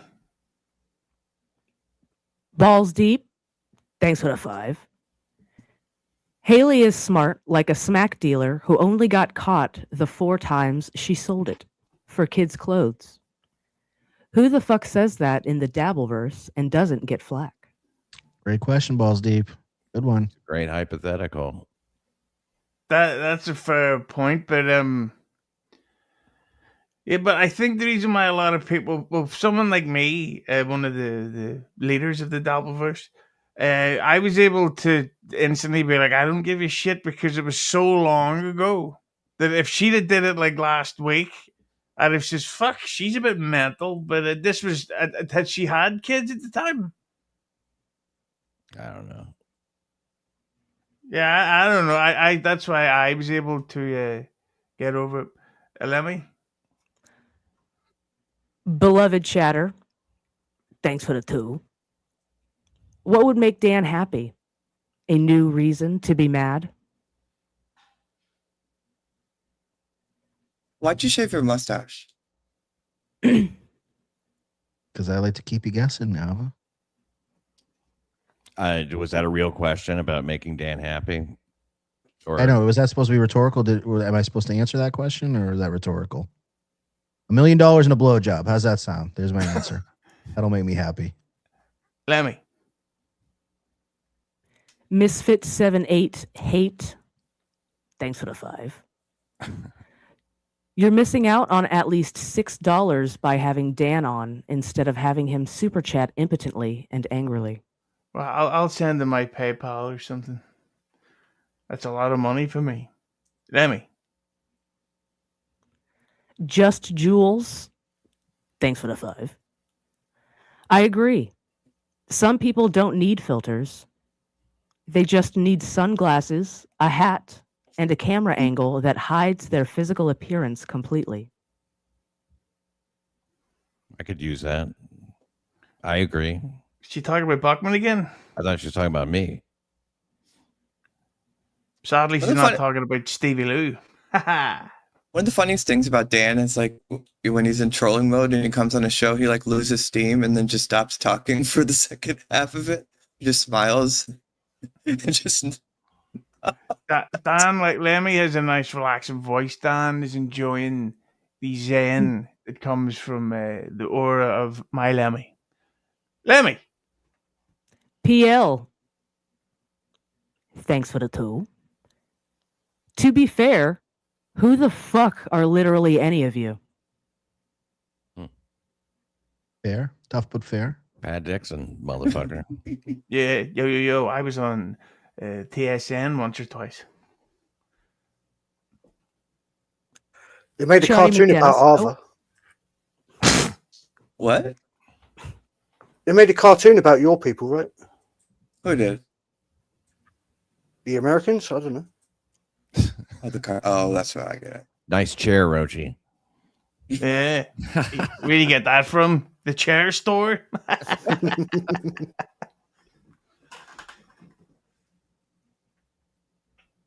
Charlie McDennis. Thanks for the 2. Dan, can we see the pic of the wife you settled on? I'm sure one of these or these Discord dorks has a picture, probably jerking off to it right now. So yeah, go on one of your Discord channels. I'm sure you can find it. You know, Dan, I have no question that you did well.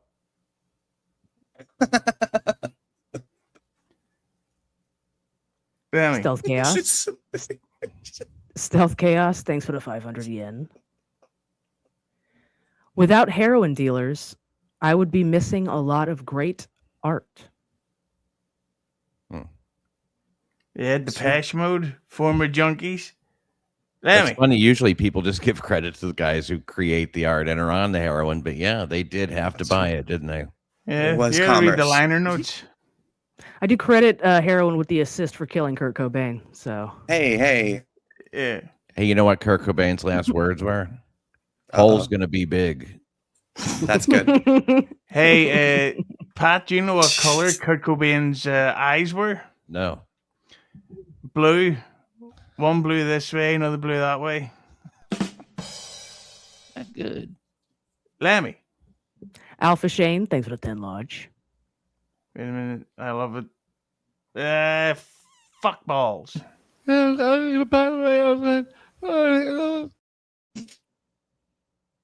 Careful, Ava. Don't talk about Norm. In Dan's mind, that is justification to stalk you and try to destroy your life. Oh, fuck. Well, technically, I feel like I'm you gotta a bigger admit, fan people of, that don't like I'm a Norm bigger Macdonald, fan. you got to question them. I don't know if Go you on. like Norm Macdonald if you think he's a satirist. I don't think you get the joke. Maybe not. Johnny Chopsticks, thanks for the 2. Dan, for a stacked bushwhack, you're doing great. We hit the goal, by the way. Balls Deep, thanks for the 2. Thinking a woman's opinion matters to begin with, laughable. Yeah, you Bravo, Balls dumb bitches. But he'll send me a photograph of the dinner or else you're a liar. And it's lashes for you. Lemmi. Connor, thanks for the 5. Pat, would you say Buckman personifies qualities that are sought after in certain 12-step programs or nay? Oh, I wouldn't want to take his inventory or anything, but look, on a case by case basis, I'm more than willing to criticize. You don't want to dive into Buckman's personal information and judge him for it? Oh my God. What the fuck are you even doing here, dude? What do you mean? I suck. You're right. A case by case of beer basis? Did you go to a Stone show and just look at the gayest piece of merch and say, that's for me? Never heard of them. Lemmi. I already read this one. Oh, you have to yell at me. Dame Taft show. Thanks for the one, and thanks for not sending me the link for the thing yesterday. I watched Shall We Dance. I cried like the whole time too. It was beautiful. Dame Taft movie show was great. I did that the other day. Really fun. People should check it out. He's a funny guy. Renee, thanks for the 2. Hello, lovely twin. Hello.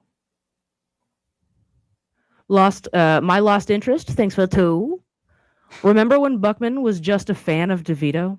A big fat guy. Oh, Buckman's lost some LBs, as they say. Or as me and Roachy call them, quids. Mm-hmm. If it's okay to ask, Pat, did Buckman follow up with you after? Like, man, that was fucked up. Or like, sorry, I screamed at you and stormed off. Or no contact. You know what's weird? I got up this morning and he had sent me flowers. I left him at 20. You're joking with that, right? That's Buckman. Nope. Lemmi. Classy guy. Ronnie Munn Jr., thanks for the 2. Cast Spot, a.k.a. Penny. Take a hike, sweetheart. I hope that's not Penny, because that is a manic... That whoever is running that is... Well, we're gonna be talking about a Penny in a second here. I think though we're done with that clip, like we get the gist of there's no point in going through it, is there? There's really not. It's a lot of Buckman repeating himself about points that make no difference about anything, and then Pat being like, what are you talking about? Here are some salient points that we're making, and Buckman sailing past them and just trying to argue because he likes the sound of his own voice. That's the gist. You see the rest of that clip, go to that's on the Levyverse channel, and of course troll them, call them cunts in the comment section. There's a payoff because Buckman gets angrier than you usually see him. He was like almost yelling at Pat. I haven't seen him that mad, and like I argued with him, I think. Yeah, until he was overcharged for a charity dinner. Because he's a banana. Lemmi. Slapjaw Timothy Smallwood, thanks for the 2. Dan, get Dan off the panel. Dude is a Fanuc simp. With Dan, you don't have to sit here and take this if you don't want to, by the way. I am more than fine. I'm sticking through it. Let's get through these super chats. Yeah, I've never been called a Fanuc. A Fanuc simp is that? It's a fucking Fanuc. Is. I know. I think that's a gay slur, right? So I guess comes into the thing. He doesn't hit on the chicks. He's a fucking Fanuc. He takes it in the wazoo. Dan, you spend time with your family. Yeah. That man that doesn't spend time with his family never be a real man. Yeah, like, it'd be a lot cooler if your name was $500 Dan. Lemmi. I just Slapjaw Timothy Smallwood, thanks for the 2. Roachy, your honest opinion of $2 Fanuc Dan.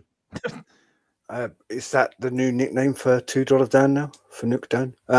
Honestly, I understand the troll. It's not my cup of tea, but he has a purpose. Otherwise, this wouldn't happen right now, right? The super chat's coming in. Yeah. PL, thanks for the 5.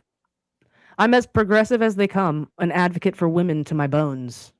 I think we can all agree women are way better sweepers than men. Bing, bang, boom. Yeah. It's definitely Haley definitely got the most passionate supporters, I should say. Like that tub simp is fucking. I've never seen anybody go like that for anything. I don't even defend the Oasis that much. And they're the greatest band of all time. Everybody knows that. Here's the problem with the people who are hardcore sweeping for Haley. Here's the problem with like everybody else who can sit there and can't tolerate a fucking nonsensical argument and just goes, nuh-uh, and they're like, "You're fucking sweeping for Haley." That's, no. I just disagree with what you're saying because what you're saying is overblown and kind of not true. Like, love dick, love dick, love dick, love dick. That's an order. Like someone like him, Lemmi. BR Greg, thanks for the 2. Will there be dabble signs to the safe spaces? Just Jules, thanks for the 5. Cast Spot should point her finger into rectums to screen for prostate cancer. Prevention saves lives. That's a bit harsh now. Come on. Fucking hell. Jesus Christ. BR Greg, thanks for the 5. I like Corky better when he didn't finger wag in Life Goes On.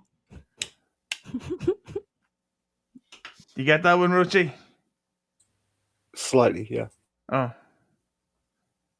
You called him retarded. Tojo Show, though, thanks for the 2. Dan is a good egg, just misunderstood. Dan World Order. I said hip hop, I hip it to the hip hip hop. You don't stop the rock to the bang bang boogie. Say up jump the boogie to the rhythm of the boogie the beat. Dan can punch his own mother in the face, and we're still boys. He's a Game of Thrones friend from way back. Balls Deep, thanks for the 2. Levity Dan with $2 says, "You're right, guys." Dabble and Debbie, thanks for the 5. Pat, why are you pretending your tiny room home has a waterfront view? Pull your property screen down and show Dan your tiny, pathetic room home. Give us more of your. Let me see your bathroom. Open your toilet, Pat Dixon. I'm so ashamed that I could never do that. That's the same reason I wear clothes, because like nobody wants to see the old dick. You look like Opie right now. Lyndon, thanks for the 2. Mail order brides for everyone. 300-yard wink, thanks for the 7. Dan is Chad is Aaron. All mad at the world for being stuffed in lockers their whole lives, that soon as they have a chance to bully women, they take it. I think that's an unfair claim towards Dan. Like he's usually quite anti. I'm pretty much an himself. equal opportunity bully. I don't think I necessarily pick women out of the crowd, but yeah, the rest. I mean, okay, maybe That's a perfect way to describe you, an opportunity bully. Respect. Legit. I like that people own it. I love that. I love it. True Carl, thanks for the 5. $2 is hold on. $2 Dan is stupid is a total contrarian. If you say the sky was blue, he would say it was green, just to be the oddball. it was slate gray today, though. So I will take I will disagree with that. It was not blue today. It wasn't blue. It was cerulean. Chaos Live, they put a 500 yen. Crimax is a spineless worm who must be insulted at every opportunity. Oh, yeah, you don't have to go too hard on me in the paint there, don't you know? Everybody coming after me. Everybody. I tell you, Pat Dixon is my life, don't you know? Is he still going after you, Pat? I don't know. I mean, probably. I don't know. I mean, like he was doing karaoke last I heard. Ooh. Lemmi? Tojo Show, though, thanks for the 5. Everyone in the Dabbleverse are trolls. The whole Dabbleverse is built on trolling. Now we act like Dan is a bad guy. You are all trolls every day. Wake up. See? Yeah, that's the defense. He says that the same reason Chad says everybody's lying all the time. You know, it's like, okay. Yeah, but you all are grifting off the great Chad Zumark, the star of Adam Sandler's Grown Ups 3, which is officially in production. So let's all get ready to double down on our grifting of General Z, who I obviously find hilarious. Anytime, anywhere. Yeah. Anytime you want, Dixon, you grifter. Jay Loiterer, thanks for the 5. Hi, Glenn. Hey, Dan, don't you have some bad author who doesn't like Norm Macdonald to harass? Love the show. If a fucking author doesn't like a writer like Norm, He deserves it. Lemmy. Oracle, thanks for the 5. We the Yeeple, in order to form a more perfect union. Yeetple, yeah. Is that a wrestling reference? Is that what we're doing? Oh yeah, Jey Uso, the greatest of all time. Lemmy. Jokey Jackman, thanks for the 5. Such quiet disdain from everyone at everyone. Love it. Husey, any chance of getting the Dublin band Slowmatics on the show? They're Lucy's favorite. I know none of that punk rock heavy metal shit. I don't like anything modern at all in any way. I've recently just become a big fan of this solo artist, Paul McCartney. So I'm kind of working my way through that stuff first, but then the Slowmatics. Lemmy. Glenda, not Glenn, thanks for the 10 Lodge.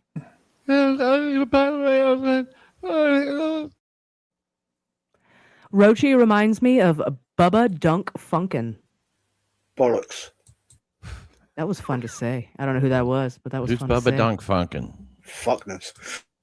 It is fun. I enjoyed reading that. Lemmy. Dabble and Debbie, thanks for the 5. Dan and Ava, do you think Haley was selling her CUDA for syringes? Pat does. What a weird thing to say. Hey, what do you think they're done? I would have no idea. I stick to the facts. Just do it. Thank you for being a member for 4 months. Ah, fuck. Charlie McDennis, thanks for the 5. Dan, how awkward is it to talk to a foreign bride for the first time? How was the first month, actually? Make him answer. Also, I'm also shopping. How was it? How was it to talk to my American bride? I don't know. It was like how anybody talks to their bride. You're like, hey, baby, you're my bride. Yeah. That's how I talk to my bride. Hey, honey. How was your day, honey? There's only one word that wife needs to know about, and that's kitchen. Right, Dan? Not Victoria. Thank you for being a member for 6 months. Why does Stealth talk so tough when he blocks here? I think Stealth trying to create his own safe space, at least on his own channel, right? You might as well turn the chat off. Yeah. That way. Taxes Theft, thank you for being a member for 5 months. Oracle, thanks for the toll. Anybody seen Richie? Oh, that's a Steven Seagal reference, right? You know that? Do you know that movie? You gotta know this one, Husey. Anybody seen Richie? Is that Under Siege? No, it's I think it's Out for Justice. He goes into the pool hall and he's like starts beating up everybody with the pool balls. I think that's what it's a reference to. Anyway, I digress. Mr. Cook. No, you're regular cook. Connor, thanks for the toll. TV is gay. Read books. And this, yeah, what I would do, I would get Lemmy to read it to me. That'd be fun. You know what? I happen to be reading a book right now. It's called How to Suck Dick. I'm reading the sequel, How to Fuck Your Mom. Mike, shitty internet provider, thanks for the tool. Cool Gonna Christmas pass. gift. Yeah. I'm waiting for the third to come out. Gonna pass by Knight's house again, freak.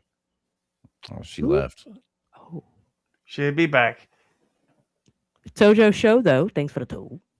Pat has all the answers. Just ask him. He's got all the answers, Pat. What are the answers? We're into the Dixon versus Tojo era. This is going to get rough around here. Nah, man. Tojo's my boy.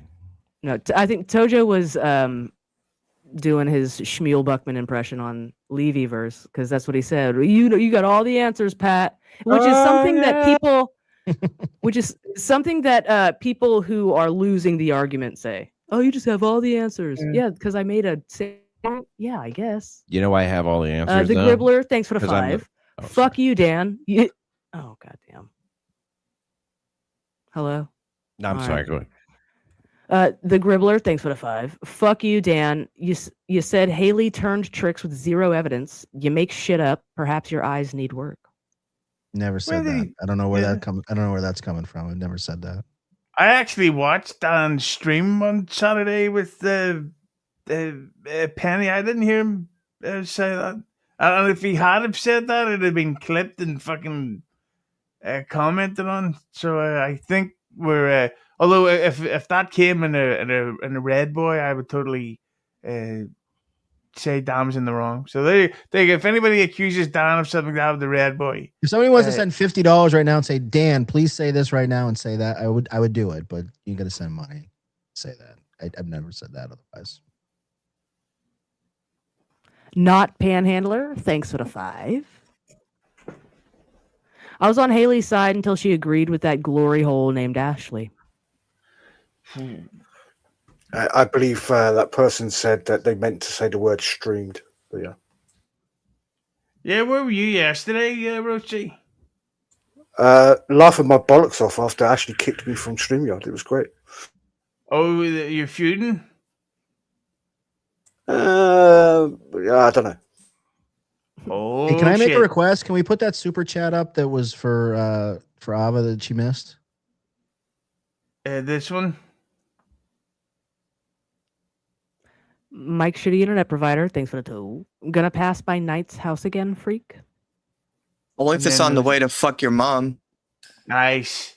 Boom. And then there's this Hey, one here. fuckers. Yeah. I don't like making them. Oh, Dablin Debbie, thanks for the 5. Dan and Ava, do you think Haley was selling her CUDA We already for did syringes? that. Dan, why did you direct him to that chat? Was that something passive aggressive that you were doing? Well, when it came up, Husey said, I think this one's for Ava, I believe. Or somebody said this one's for Ava. So, oh, so you're just helping the show. Okay. Just keeping the show moving. Are you? Are you? Better than you. Okay. Oracle, That's your thanks opinion. for 2. Throw that That's my microphone opinion. That's in your the waste- response. That's my opinion. What? Guys, you're both pretty.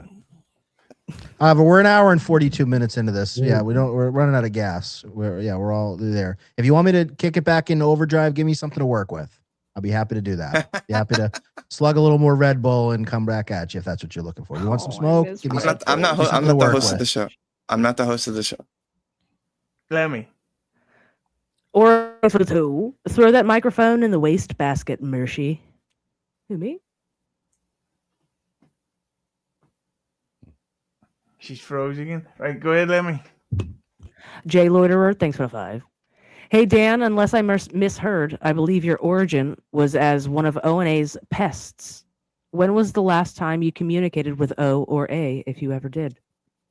It was either Anthony talking shit about me on his stream or one time he was in my chat and said something. That's probably the last time. Anthony talked shit about you? Yeah, he claimed that he made some interesting claims that I was attacking his brother Joe and some other things. I guess he lumped me in with some Reddit folks that did that stuff. I've never done anything to attack his brother at all, so that was incorrect. Lemmi. Freddie Jones Jr., thanks for the 2. Pat, more closeted, Karmic or Paul Lind? Wow, that's a tough one. I'd love to hear the two have a conversation. I mean, that's a toss-up, but I'd say Paul Lind was in the closet on a much higher, more successful level. Yeah, let's see. 1's in the chat for Karmic, 2 for Paul Lind. Lemmi. Not Panhandler, thanks for the 2. Hey, Dan, when is your wife's quinceañera? She said it with the accent. No. First off, I don't think that's in Brazil. I think that's Mexico, and my wife is definitely above 15 years old, so no, there's no quinceañera. Funny. My condolences. Pretty funny. Mr. Derek Andrews, thank you for becoming a member. BR Greg, thanks for the 2. I'm reading How to Order Brides. Right, I'll read this next one, Lemmi. It's just from M. Sip. Thanks for the 2. Y'all hiring Pat. Okay, Lemmi. That's what I read it to say. Lemmi. Lamar Kumia, thanks for the 2. Pat, do your impression of Shmuel getting his cigar lit. Everybody smoking cigars smokes them the same way.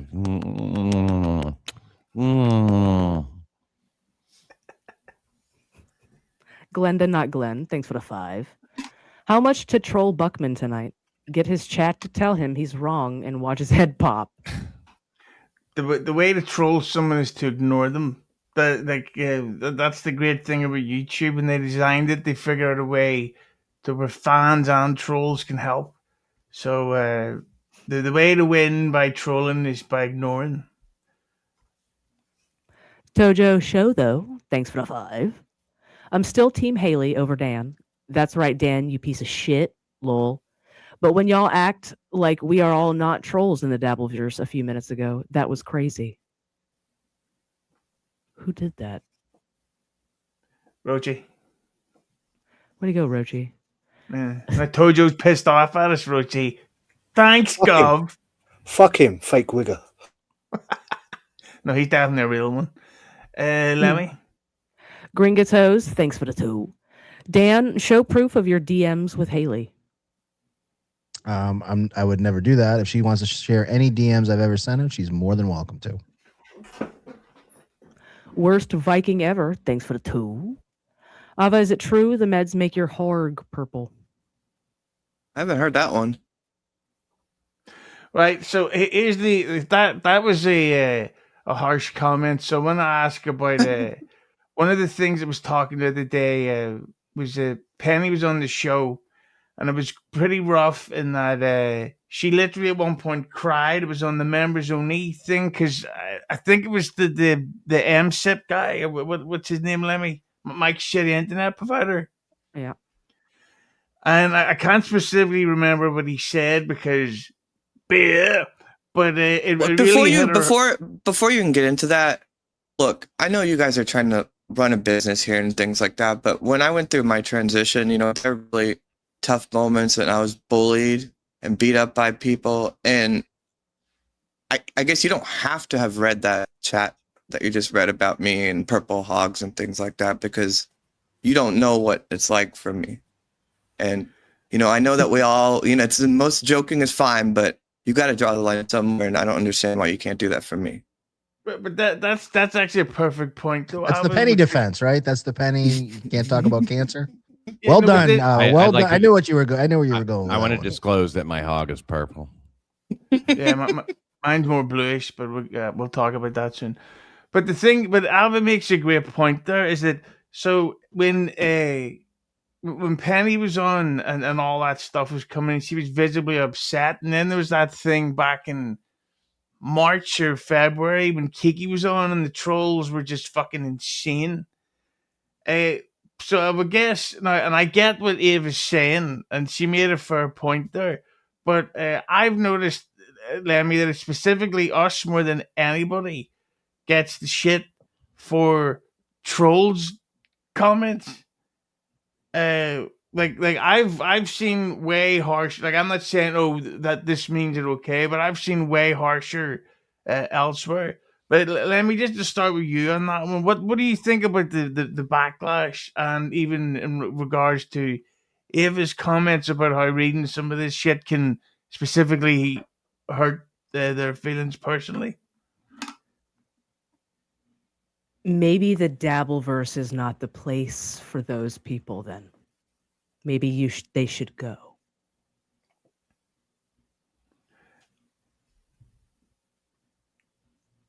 If they have such soft dispositions that a chat from a total stranger that they have no idea who it is, no idea what they look like, if it affects them that much, maybe they should not be here. But just for the sake of the conversation, like I get what Ava is saying, but we also have a rule that like it hasn't happened in a while, I'll admit, but I remember Lemmi used to get some real harsh, horrible shit written in the chats, and then she would read them out. But I get Ava's point, but we sort of have a rule of reading everything. Pat, from your perspective, you get a load of troll chats talking about your stupid white wall and shit like that. You can't. But what do you think about Ava's take and Penny's take? Well, I was, just to be clear, are you just playing along? I was joking, you know that, right? Oh. You sold it really, really well. Yeah, sorry, it was too deadpan. No, you see, I would never say that. Come on, man. I was like, wait, what? No. But then It's what Lemmy said. We're the Dabbleverse. To be fair to us, we're all used to shutting up and not saying anything else when a trans person complains. Speaking of Lemmy, actually is I paid a fucking trans guy to eat my asshole, but I didn't gamble. Mom. How did Lemmy's arsehole taste like, Ava? Wonderful. Yeah. What a wonderful asshole. Pepper. But yeah, so tasted like dish soap. I'm sure it tasted like ass, but it's like when people say, like, fish, but it doesn't taste like fish, Yeah. Splendid hole, love.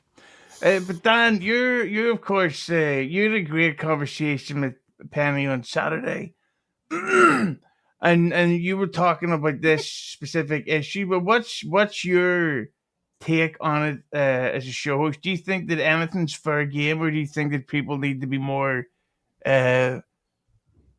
caring?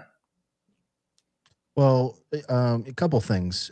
First off, no one is obligated to read a $2 super chat. I don't care what YouTube terms of service bullshit somebody wants to pull out of their ass. It's not true. You're not obligated to read anything.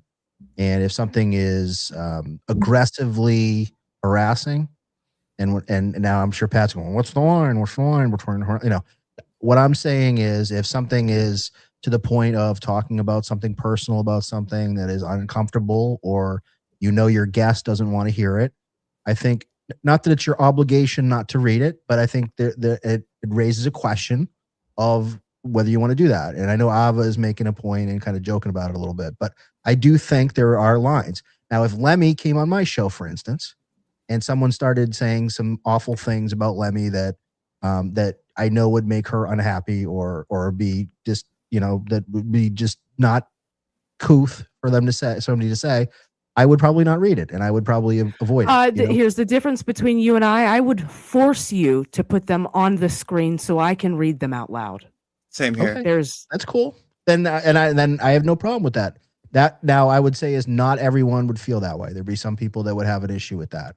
And I would need take that some into consideration. desensitivity training. They should hear those comments if they want to stick around. And hard in their hearts. But I do want to say one thing. I do agree generally with your comment, Lemmy, about if you put something out there, you share it with the world, this world, there's an expectation of that it could come back in your face. So if you don't want something to come up, don't put it out there into the ether. And you should have a thicker skin. Unfortunately, there are some people that maybe are not as built for this world as some of us on the screen, and what if they it's need not to evaluate whether they want to be in yourself? this world. What if it's sensitive information that you didn't put out yourself? What if it's somebody that did it out of spite? Are you talking specifically, Lemmy, with well, not even specifically. I was about to answer your question. So last night I was watching Clown Town. Of course, the lovely Ava made an appearance on there. And what's his name? American Cupcake said something that was really fucked up. And I don't think he meant it to be this fucked up, where he said that he basically said that he was theatrical. What do you call it? Theoretically? Is that the right pronunciation? Yeah. Where he was saying that he felt like Penny and the Big Dork were faking Darren's medical issues. Oh my God. Because of the timing of it all. And I thought, like, that's fucking insane. And the problem is, that's exactly the sort of thing that the Dabbleverse loves to leech on to, and will now run with it and go, yeah, that's it. He is fucking faking it. This whole thing's a grift. They're going to have a GoFundMe and they're going to use it for Hackmania fucking stuff. Well, Roachy, when you hear that sort of shit, do you think that's a step too far, or do you think, who cares? First off, Cupcake's an American citizen. He can say what the fuck he wants, right? Second of all, it proves that Cupcake didn't watch Darren, or whatever his name is, on MLC. He said his diagnosis was a couple of months ago, and next week he's about to have treatment. So that's Cupcake kind of just exposing that he wasn't up to date, if you will, on that little topic. However, I will say this. With Penny, it seemed very convenient for her to suddenly, after getting pushback on the Haley shit, to suddenly go, well, wait a minute, you assholes are taking the piss out of my husband for having cancer.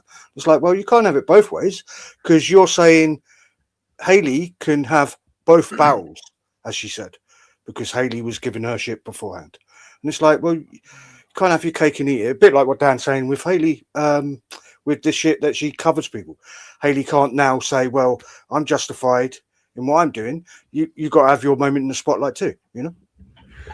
But I've got to say, and this is because it was Dan. This is why I'm sort of defensive of Dan, because earlier this year my mum was very sick, and I thought it was maybe cancer. And this was before I went to Vegas, and I was talking about this at the bar. Believe it or not, I was drinking, and they confided in me back then, Penny and Darren, of what he was going through, and this was back in April. So, and they never mentioned until recently, and I doubt they were like, let's hatch a plan, right? And we'll secretly tell certain people, and and we'll hold it and keep it in our back pocket, and then if we get any shit for anything, we'll go, oh, wait a minute, we've got this shit. That's why Quad doxing it was so fucking weird. Like, why would you bring that up? Why would you say, I want to talk about Darren's dick tonight in the show? And ironically enough, he brought that up because Penny dropped out of appearance. So now he's like saying, well, fuck her, they're the enemy. Like, I no fucking idea why he would do that. Well, Hughes, I have to say this. There's 5 guys on this panel. Darren went on MLC and admitted that he had to, in order to get an erection, inject his penis. Would any of you 5 guys admit to that? Because I fucking wouldn't. I was really uncomfortable for him. I was like, I don't know, admit that to the world, but in his credit, I think he actually is doing a service to people and saying, hey, you should go get checked. And I okay, we're all very jaded people here. Let's be honest. I mean, we all know that, but I do think that Penny and Darren are built a little different than some of us. I think they're a little more normie, more so to speak, than maybe some of us here. And that maybe may be generous. But I do agree. One thing, Roachy, you said wholeheartedly, and I love Penny, bless her heart. But if you're gonna dish it like you dished it and come out all guns blazing, you have to expect that there's going to be some blowback, and you have to expect that people are going to say some things that might hurt your feelings. How do you all like navigate the? So I guess he has cancer. We all now know about that. She does that screaming stream. He's had 3 treatments, and my understanding is the 4th one is coming up next week. The idea that she used that as a cudgel in the moment where everyone was calling her out, like where does like how do we balance that? Like to be like, you can't use that. Like it's like you didn't just find out, and you're just kind of trying to tell them they can't criticize you for that. When Peggy does it, considering her narcissism. See, I don't know but I will say this though, that I'm saying it, but it's not a hot take at all. I don't think that the Penny was fully prepared for how low people in the Dabbleverse can get. Mm-hmm. Hughes, to that, can I reply to that comment that you just put up? Yeah. Isn't it funny, to not understand that I'd rather say you have arse cancer than you had your prostate removed and you can't get an erection to your wife, who I've called the crypt keeper? I'm trying to be friendly and nice at the same time as having a joke. That's why I say you have arse cancer. Is that not the girl that Mersh used to go out with? No, that's yeah. Oh, sorry. It's just your accent. Dagger pussy, I think. About the chat thing, like Lemmi said something I thought was really well put about it on that show you did with Stealth, where she said, I don't want anything bad to happen to your husband's health, but I also want everyone to know that my shitty internet provider said that, like in terms of like your job being a show that posts things. Like I understand that sentiment where it's like, I want people to know that that person's a piece of shit and they said that. And I think that's kind of how we have to look at it. That's because you can't carve out rules for people. I want to. Can I just say this? I've never commented on anybody. I don't like to comment on anybody's medical condition or anything like that. I'm not going to comment. Thank you for the on caveat. Darren's medical condition. I don't have any.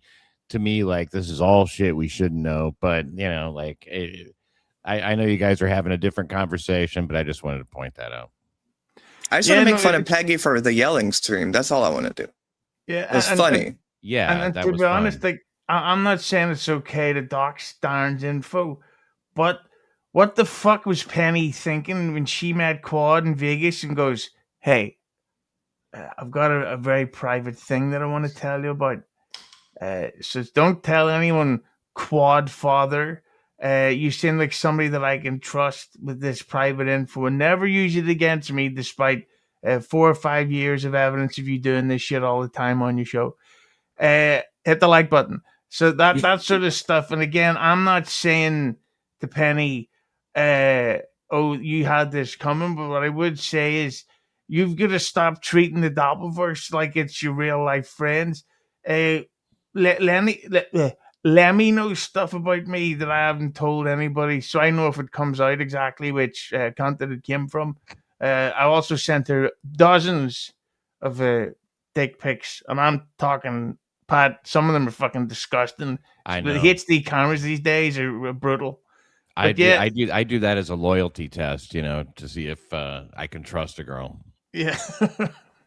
Yeah, so basically that's what it is. Like, you've got to stop confiding in people online.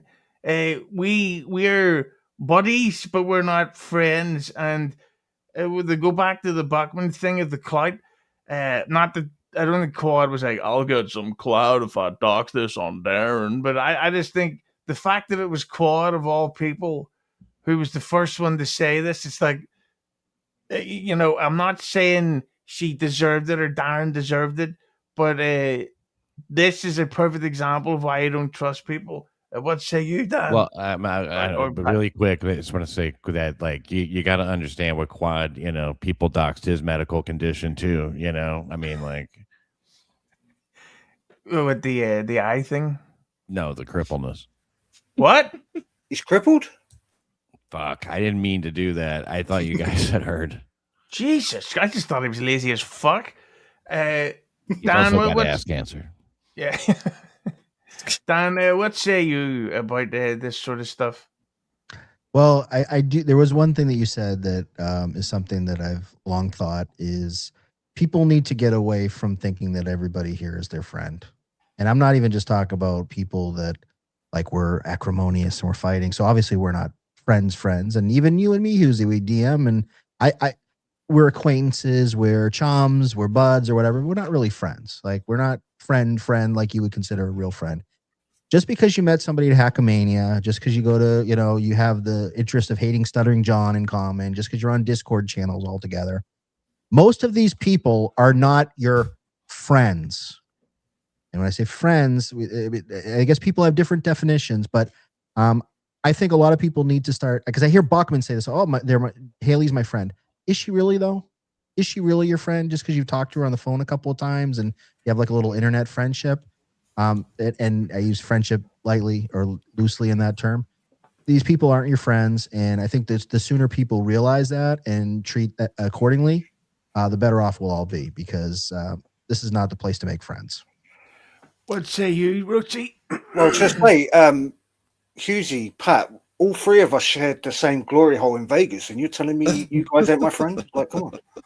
Yeah, but I was hardly going to go into the room with Latanya. She smokes. Look, I mean, there are deep bonds, I mean, there's nothing like that bonds friends like a mutual secret, and thanks for blowing that out, Roachy. Yeah. Roachy just get kicked out of the glory hole world order for 2027 or whatever year it is next year. I mean, don't we all think that we're all grown-ups and can decide like who's our friend and who's not our friend and all that shit? Yes. I mean, there are a lot of people in this world that aren't fucking grown-ups, man. I don't know if you've been watching lately, but there's a lot of people that don't seem. Yeah, but we're adults. People learn when navigate. they learn. Sorry, I didn't mean. I'm not trying to gatekeep friendships. Okay, like that. I'm making a point that I think a lot of people look at. They have a very elevated view of what they consider a friend, and maybe find some people in real life that you can talk to on a daily basis and have coffee with. That might be a closer thing to find a friend than somebody you spend 5 hours doing Discord voice chats with. They're probably not really your friend. Let's just throw it in there. Go ahead, say it. Ava, I really am sorry I interrupted you. I was looking forward to hearing what you were going to say. Yeah. Oh no, I talk too much. I feel like you have a fundamental misunderstanding when you look at the people around the Dabbleverse, Dan, of what the nature of their friendships are. When you talk about things like collusion and phone calls and orders that go down, I think people on a case by case navigate these There's no situations. collusion in the Dabbleverse? I don't think that like Melton is sitting like in a You don't big think it's chair just and then by accident that they all have their shows lined up? I'd finish my show, then the next show comes on. It's almost like that's they have such a slated like their stupid point ABC whenever you make it. I TV. can't believe you're serious when you say that. How? Oh, What they're the absolutely fuck is colluding. that? It's collusion. Also, what's wrong? What would be so Always wrong been with that? collusion. What would be so wrong with that? There's nothing They wrong with it. all I'm just have saying- kind I'm of just saying large the fact. audiences. What would be so wrong with them being like, hey, They're gatekeeping, they're protecting their little slice of the pie, and they collude, and they have you. That's Tiki gets his retarded. block, and Melton gets his block, and Carl gets his block, and then sometimes they cross pollinate. And hey, this week we'll do my block on my channel, and then next week we'll do my. See, block this is on where his he's channel. crazy, and I don't think he's trolling. Like he really looks at it like this. What if they just don't want to do shows at the same time as each other, and there's kind of a because they don't natural want to order take to money away from each other because they're colluding. They're partnerships. They actually use the same system to extract That's the money called from the good rubes business that watch the strategy. shows. that's just like business strategy, kind of navigating it. It makes sense. Why do a show when the other one's doing a show? And what about the idea that the reason that they kind of end up at the same place is because they might just agree on certain things, and maybe that's just that. they get along. And they come to those conclusions. Yeah, they Why get does it along. have to Building a be like community. this team of like It's all colluding? teams. It's all teams. Teams. That's collusion. insane. It scares me that you think of it like that. That's really not true. Tell me Dan. where I I'm mean- wrong. Tell me where I'm Well, wrong. I'll tell you where you're wrong. It's observable when everybody does their shows. All you have to do is either look at the Dabble dashboard or know that who are these podcasts is 4 o'clock. But on before these the Dabble days and all that dashboard, stuff. this was happening, Pat. You know it. Don't It be doesn't change upset my with me, Pat. Well, why are you talking so much? It does not change You do my you're point. the overnight shift. You're the overnight shift guy. It's like radio. Like you have the Yes, everybody those has their little bacon block of bits. time. You know, and like you think that I don't look and go like, fuck, Melton's on doing his fucking members only shit. It's not going to be very busy for me. So like maybe I do something different that night. Oh, it's You Mel- can Friday look night, and it's Melton's see time. what's Can't going do on. Melton. Wait till what I'm Melton's saying done. is it's not some pre-talked about thing. It's silly. Oh, Tuesday night's Tukey night. Okay, can't go Tuesday. I'll wait. Once Tukey wraps up, I'd then like I to do my have show. better numbers than I'll have going against somebody who's more popular than me. It's that simple. You make it like this conspiratorial thing. And they send more audience to you. And okay, go over to Bob and Pat. They're coming up. They're coming up at the end of the break. We're going to the Bob and Pat show. We'll be shedding you over there I for don't the even know next what one. you're trying For the to do. overnight Like shift. if we just we're gonna send if we you just over there. entertain, let's just entertain what you're saying, which is insane. What does it even matter if they're friends? If this is the Dabbleverse, it's not like fucking a huge like whatever. Wouldn't people do that even if they disagreed with the other people, just because Dabbleverse shows may not want to do a show at the same time as any other Dabbleverse show, and it doesn't have to be this good collusion business. to like steal money Good or business. win more. Collusion is good for business. It's very smart. That way they don't take money from each other. That way that you have your block to get the money from the rubes, and then I have my block to get the money from the rubes. Well, that says more about you. Speaking It of money, really we've does. this- Said a lot about him. Speaking of money, we have this next group of chats to get through before we get to the final topic, so I can go take this piss that I'm dying to take, and Roachy is too. Lemmi, True Carl, thanks for the two. Best wife money can buy, isn't that right, Dan? The real Kumia, thanks for the two. Pat, feel free to say something funny when ready. Check. Charlie McDennis, thanks for the two. Dan, do you pump away at your hostage with glasses on? Rihanna, thanks for the two. Can Ava and Roachy sit up straight whilst on camera? Yeah. Nope. No shame. It's an uncomfortable couch. Dabble and Debbie, thanks for the two. Ava, do you think big red deleted pregnancies on H? I don't know or give a shit. I didn't even know that people said that. Who cares? Mike's shitty internet provider, thanks for the two. Ava, how much is a tour bus to Knight's house? Less than your mom pays me to suck my cock. Boom. The real Kumia, thanks for the two. Anytime now, Pat. One funny thing. Toddler cock, thanks for the toe. Ava, did the meds give you diabetes and turn muscle to fat? Diabetes? Christ. These are nice guys. The real Kumia, thanks for the toe. Okay, Pat, you got the Fuck unfunny you, stuff Lemmy, out. for Now reading be that. funny. Fuck you. Fuck you, Lemmy.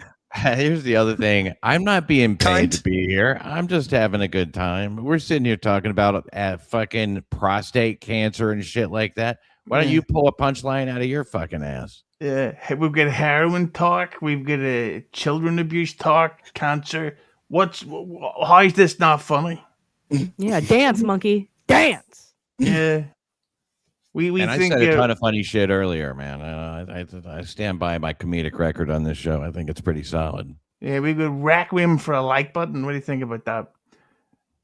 I think that's a t-shirt right there. Mason in Portland, thanks for the toe. Ava is all right with me for now. Yeah, I like Mason in Portland. BR Greg, thanks for the toe. Not reads $2 chats. Can we burn books too? Only the cheap ass ones that say shitty stuff. Yeah. Mike, shitty internet provider, thanks for the toe. I'm wearing sunglasses because I'm cross-eyed. Dan. Ryan A, thanks for the toe. It is the best when Husey says cloin toin. I won't be saying it no more. They've ended the show. For now. Mike's shitty internet provider, thanks for the toe. Imagine Dan's eyes when he comes. Lol. You can actually do a party song out of that. You know, she'll be coming round the mountain when she comes. Imagine Dan's eyes when he comes. You know, anyway. Get on it, Cormac, you slag. Ryan A, thanks for the 5. If Roachy and Ashley were the last 2 people on Earth and they had to save civilization, would Ashley procreate with Roachy and have his children?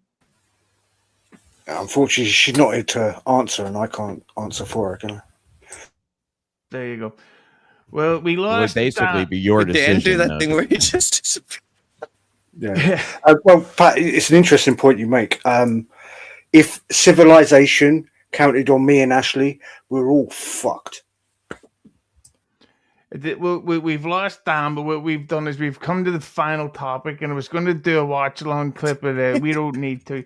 So, of course, last night on Cloin Toin, as I think it was called, it was the on-air reunion and fallout again of Mersh and what's the name? Ice Dancer, Ass Cancer, whatever her name is. So the question I would have for you is, I think that obviously they went through a really bad breakup. In my opinion, there's one of my hot takes. Hit the like button for more hot takes. How do you genuinely think that Mersh comes around from this? Because he has made sort of a career from calling people out and calling people out on their cock shit or whatever for quite a while now. Now he's got to the stage where this girl he liked is able to now publicly name and shame him. She's talking about getting fucked in the arse by Kevin Scampoli on the Brian Landon show. Nice. All types of stuff. And it was a very weird look for him on Clown Town, where he was pretty much, he got into an argument with her. She pretty much cooked him, I would say, on that issue. Pat, from your perspective, we're starting you because you're the latest man here. What do you think about this? I don't know. I mean, like, you'll be fine. You know, Merch is a cockroach. He ain't going anywhere. And, you know, he's a survivor. And that's how I mean that, you know, and no offense, Roachy. But I think he's obviously a guy who's been doing this forever. I don't think he has any. Look, people are more interested than ever to see how he, you know, gets. Obviously, you know, stuff happens. You have to make certain changes and shit like that. I think he was kind of drunk last night. You know, like, I'm just watching it and being amused with it like you guys are. But I think that I think he's obviously, I think they're both going to be fine. I mean, you know, I think he'd take her back if he could. That unfortunately, I think is true. Is that I think he'll always go back to her, and all due respect to him, I don't know if he if he would be able to get over her. She seems to be pretty much over him. Like, to be talking about getting banged in the arse by the guy that you left Mersh for, and she's now admitted that she knew that she was being filmed during said interactions. Now, why do you mention the ass part of it? What is with this, like, hole bias that you have? I mean, does it matter what hole he's fucking? I love the arse. The arse is it's the funniest part on a man and the sexiest part on a woman. Love makes you. Yeah, you're right. It makes you do weird things. I think that we probably all learned a lesson. Watching that. We've all been with women who treated us bad. I would assume. Never happened to me once. Look at this by Doom. Mersh's Florida Roachy. Hey, Lemmi, Lemmi, what's your take on the fallout from this Roachy from this Mersh and Ice Dancer thing? Like, it really came out of nowhere and it got super intense super quickly. The whole doxing of each other's stuff is kind of mental. But from your perspective, what do you think, Lemmi?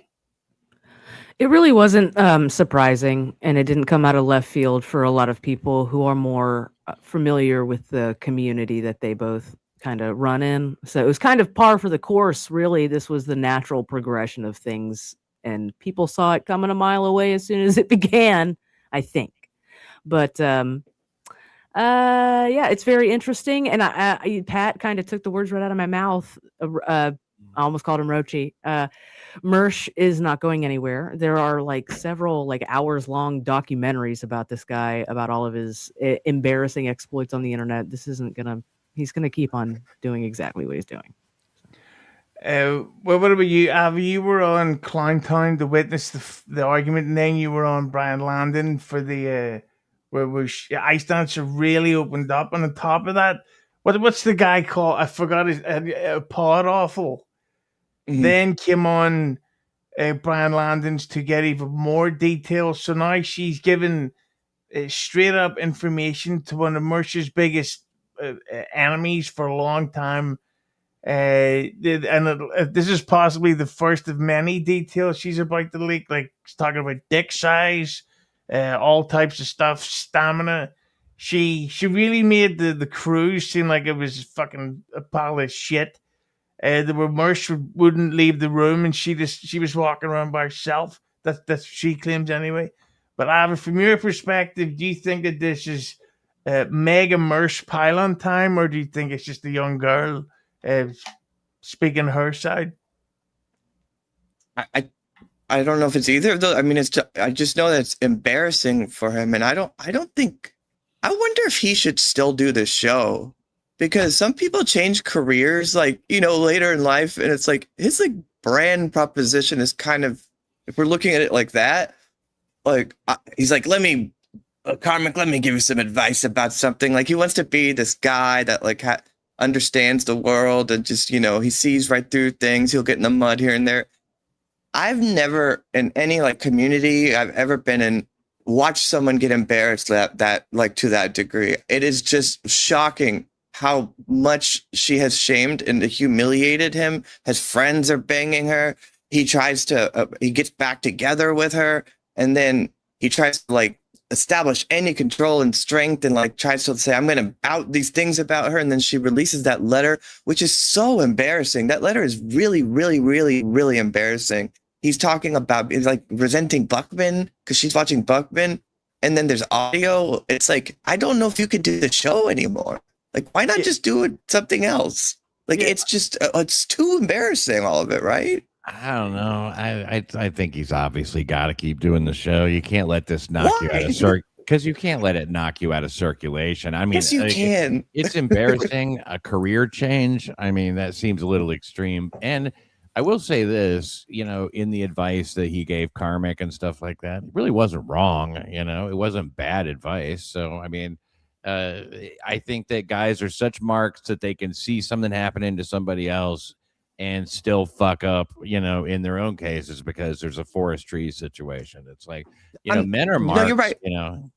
No, I'm not saying that the advice that he gave Karmic was inaccurate, or even the way that he was responding to doing PR with your personal life about Haley. But it's just like anything he would ever have to say to anyone, he could just be like, your girlfriend like released a letter, and they can start reading the letter and then playing the audio. It's just all so embarrassing. I mean, I just like, what is it? Is it more degrading to just get like a delivery job for a year or just something to make that delivery, or to just have to turn the camera on and just be like, yeah, you guys know that. I can't imagine what I would do if I had an ex come onto a show and start saying all kinds of crazy shit about me. I mean, I really don't. That's nothing compared to this. Karmic looks like a rock star compared to what has happened with Merch. And Karmic has really embarrassed himself. Like, I don't know. Sorry, you think Pat was in a relationship with Karmic? No, I was just trying to say, like, because you went through that, but that's different than what this Merch stuff is like. I mean, it's really bad. Like, it's so embarrassing. It seems to be true, which gives it that extra bit of embarrassment, I guess. But I disagree that Karmic looks like a rock star compared to anybody. Maybe Elton John. Like Karmic's like at least doesn't. There's no gay ass letter that Karmic wrote that is coming out. Like he embarrasses himself on camera, but like it's. That's true. If you live your life in a constant state of embarrassing yourself on camera, then I guess there's really nothing anybody can do to fuck with you. I just realized something. Arva's just inadvertently gave Ron Fuddle something to go back on MLC with, a fake Karmic X love letter. Yeah. So, I happened to find a Pat letter. I'll read it out here. No grip. But so, Roachy, this should remind me a whole lot. This is a reference to you'll get. There used to be a show called Have I Got News for You? It's like a political panel show. And they had a host called Angus Deaton, who a big scandal broke that it said he used to have gangster rap parties doing coke with the escorts. So then they had to fire him from the show because he basically had lost all right to make fun of anyone ever again. Yeah. Do you think, Roachy, this is going to happen to Merch now? No, Mersh will continue because Mersh has had similar things happen to him in the past. And it's funny to me that I was like, oh, just move on and get a job. No, that's why Mersh does this live stream, because he doesn't actually want to do an everyday fucking job. Well, that's what I'm responding to. That's what I assumed. But I'm saying, okay, well, now when you look at it, because that would suck to have a job. But doesn't it suck to have to turn the camera on when all this is this is really bad.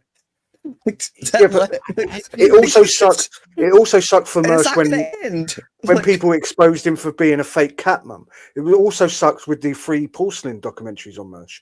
The fact that people were like, remember, wait, is that worse than being a limo driver for Bobo? Yes. I can't think. This is worse than anything I've ever seen. Like it is just, it's just like he thinks it's bouncing back, and it just keeps. I don't even know that it's over yet, and I'm saying this. Like this, I've never seen anything this bad happen to someone. Like as far as just humiliating yourself when you want to be this badass show host that is allowed to have an opinion on anything, or not allowed to have an opinion, but it's just I don't know. Maybe I'm sorry if I'm the only one. That is the issue, right? Some people actually forgot what Mersh was and started to go, oh, Mersh has some good points, and started to take Mersh seriously. And that is where lies the issue, right? Everyone should have realized, oh, Mersh is just a guy from Florida who live streams. Yeah, and those live journals. He's the guy that wrote those live journals. Yeah. Unfortunately, I think that Mersh may have leveled down in the dab. There you go. But just as we're getting ready to wrap up, maybe we have a few of these chats to get through, and then everyone can go fuck themselves. No offense, Pat. Nah, it's looking forward to it. Just Jules, thanks for the 5. Everyone beware of TSN scammers. You'll note them by their unfunny nature, refusal to work, self-victimization, and starting ridiculous GoFundMe. #SafeZone. There we go. Not bad. Lemmi. Jay Loiterer, thanks for the 5. Are you guys afraid of making Dan mad? I've heard he can destroy lives. Thanks for another great show. No, it's like, what do you say to some of those? comments you feel like? I don't know. But this is a show. Everyone's allowed to disagree on this show. It just every once in a while turns into an argument. But I think it makes for better content instead of endless clip watching like a pair of cunts. I thought it seemed like a really fucking, mostly. I thought it seemed fine. It didn't get out of hand or anything. I think it was good. But like, if you like press Dan, like he does the kind of like what Buckman did last night, where he's just like, "Oh, so I'm the worst guy. You're right about everything. I'm wrong." Like he goes to that immediately, and it's just like, where do you go from there? So there's no point. I'm not scared of making him mad though. Lemmi, balls deep. Thanks for the toe. Ice pick to the chest dancer with 5 says he drew first blood. Yeah, I will say one thing about her. It's good that she's actually getting out there and speaking up, because a lot of people were just running with stories. I heard she ate somebody's arse, and she's a glass of cum with her breakfast every morning and all types of shit, you know? One thing I'm curious about is that Mersh said that like she didn't lick Ethan Ralph's ass. That's been debunked like 3 times. It's been he said it was proven to be not true. I don't know how you prove that. Because she didn't rip her tongue out. A breath test. Weirdly enough, I hate to do this, but is Ice Dancer not on like any sort of like special needs list or anything? Because yesterday on Clowntown, she kind of looked like it to me, but yeah. Yeah, I will say this one thing about Ice Dancer, that instead of getting a fucking Nintendo Switch, how about you get money to buy a fucking HD camera? Like, my God, are you recording that through a calculator or something? That was the worst picture quality I've ever seen. Blind Mike has better picture quality. Am I right? Great stuff, I don't know if she has special needs. Oh, sorry. Go ahead. No. I want to hear this joke. Well, I mean, I don't know if she definitely has needs. Hey, I don't know if they're special, but and she is and quite we all the taste. Yeah, she is quite the taste in men. I think we can all say. But I take a beach though. I have to be honest. Lemmi? Daniel Poon, thanks for the 5. I'm starting to seriously question Mersh's past as a strip club DJ. Guy's embarrassing himself worse than Karmic, like it's his first piece of puss. Ryan A, thanks for the 2. What are Pat's thoughts on his feud with Tojo? Yeah. It's very new. Yeah, this is fucking.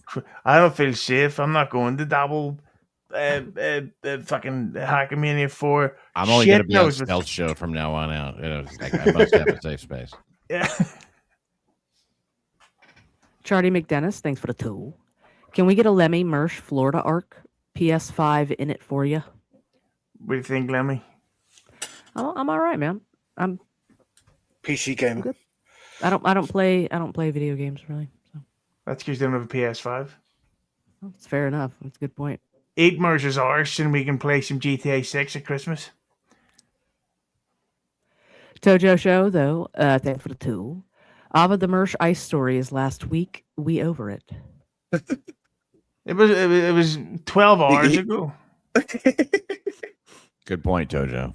Yeah. Yo. He also they asked me what I thought about it, so there's that. Yeah. Yeah. Who cares about Ava's opinion? Well, the host, Lemmi. Mike's shitty internet provider. Thanks for the 2. Ava, do you have a promo code to visit night?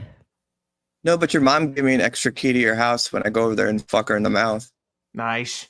On the arse. Might as well fuck up the arse. Yep. No lube. Reverend Rage, thanks for the 2. Ava, to me, it seems more embarrassing for Ice. I don't know. I don't get the sense that she's embarrassed by it, and I think she's angry at him. But it's more embarrassing for him. Like, he's got a reputation that he has on his show. His show means a lot to him, and everyone's laughing at him. His friends are fucking her. He's got that Jesse guy stalking him and won't let him get away with anything. I think it's embarrassing for Mersh. Yeah, Mersh needs to get fucking new friends for real. Like they're they just keep fucking his girlfriend. All of them. Yeah, some of these conversations I get embarrassed just being a part of. Me too. I have felt that with the ass cancer one earlier. Yeah. Lemmi. Tojo Show, though, thanks for the 2. Ava cares more than Mersh. Go take 7-0 and let it go. He's rapping already. Mike's shitty internet provider, thanks for the tool. Please overdose Ava. Any drug will do. See, Peggy, here's how you navigate these. Like, I know that this guy is a dirtbag, and so you have to get into like who these are. Mike's the person that just said that, they got fired this last week from their job for smoking weed on the job. All of these people that say this are just degenerate losers that are doing worse in life than us. So when they say that, you're like, oh, they're just laughing out because they lost their job and they don't know how they're going to pay their rent. They're trying to take it on me and it doesn't matter. You can suck my tits. For weed, man. For weed. You also could have just said, maybe I'll overdose on Viagra and go fuck your mom. I wanted to switch it up. Was that would that have been better? Was that what that have been better? I know you already hit 3 of those. Yeah, I think. Yeah. And Lemmi, the final one before I can take this piss boner away. Glenda, not Glenn, thanks for the toe. Ice Dancer looks like she's the daughter of $2 Dan. You never know. Well, hopefully we'll get the one stream together sometime. But speaking of streams, Ava, you've started doing your own stream, and the links are, of course, down below in the description box. What do you have coming up that we should specifically be looking out for? I might do a stream next week. I just posted a song on my YouTube, though, that I'm excited about. So, yeah, you can find it wherever the thing says. Is that the original? They're always original with no AI. Play all the instruments. It sounds like the Monster Mash mixed with like B-52s and Nirvana's Incesticide. Well, that's a shame about the last one. The B-52s you're wrong on that brilliant. Roachy, seeing as you get fired from the Ashley show, what else do you have coming up that we should all be looking out for? Nothing. Cheers. Go and follow Pat Dixon's channel. Go watch Roachy's Gatekeeping Hour instead of watching Lemmi on the Aussie Guy. Lemmi, what plugs do you have specifically that we should be looking out for? I'm going to be on the Aussie Guy at 9 tonight, so come over there and don't watch us. But be there, just don't watch us. And I do a morning show, so come hang out there too. What is your show tonight about? Any specific theme, or is it just hanging out with... I have no idea. You know what? I can't believe we forgot. Sorry, Lemmi, who's the host of the show? Mr. Dean Galloway from Perth. There you go. Oh no. Peggy, also one more thing. If anyone in the chat ever hurts your feelings, watch the Beef Tips show and just know that they all look like that. There you go. Wait, what have you got against the Beef Tips show? My favourite show in the day. I wonder why. And Pat, you're killing it lately with Dixon Levy. What specifically do you have coming up that we should all be looking out for? Just if people want to subscribe to my channel, P Dixon, that's good enough. And I want to express this, that anybody who just lost their job, thank you specifically for your financial contributions to this and other shows. And thanks to everybody who hangs around and has interest in this stuff, because you're not pieces of shit. You're actually, people just like anybody else. Anybody who has cancer, anybody suffering in the throes of addiction or dementia, like Shmuel. He didn't disclose. He didn't disclose before the super chats about the job. Anybody who's afraid to disclose, you have my sympathy. Yeah, and I would also say that if you are out there dealing with cancer, do gift all the memberships while you can, because think of the real victims here. It's us losing pay pigs. That's awful. You selfish fucks. Roachy. All right, Ashley, you want me to say everybody go and plug Haley and Ashley Cummins? Thank you. There you go. So there we go. I want to thank everybody for coming on. I'll not say anything more hilarious. I need to piss really badly. A great audience. Hit the like button if you haven't. And me and Lemmi will be back Tuesday for one of our bangers. So there you go. Bye, everybody. Bye. See ya. What, he went in an airplane? Oh, my God. You hear that? He said, hey, we flew to LA. Flew? You didn't take the covered wagon out there? You didn't ride your horse? You didn't take the choo-choo train? He flew!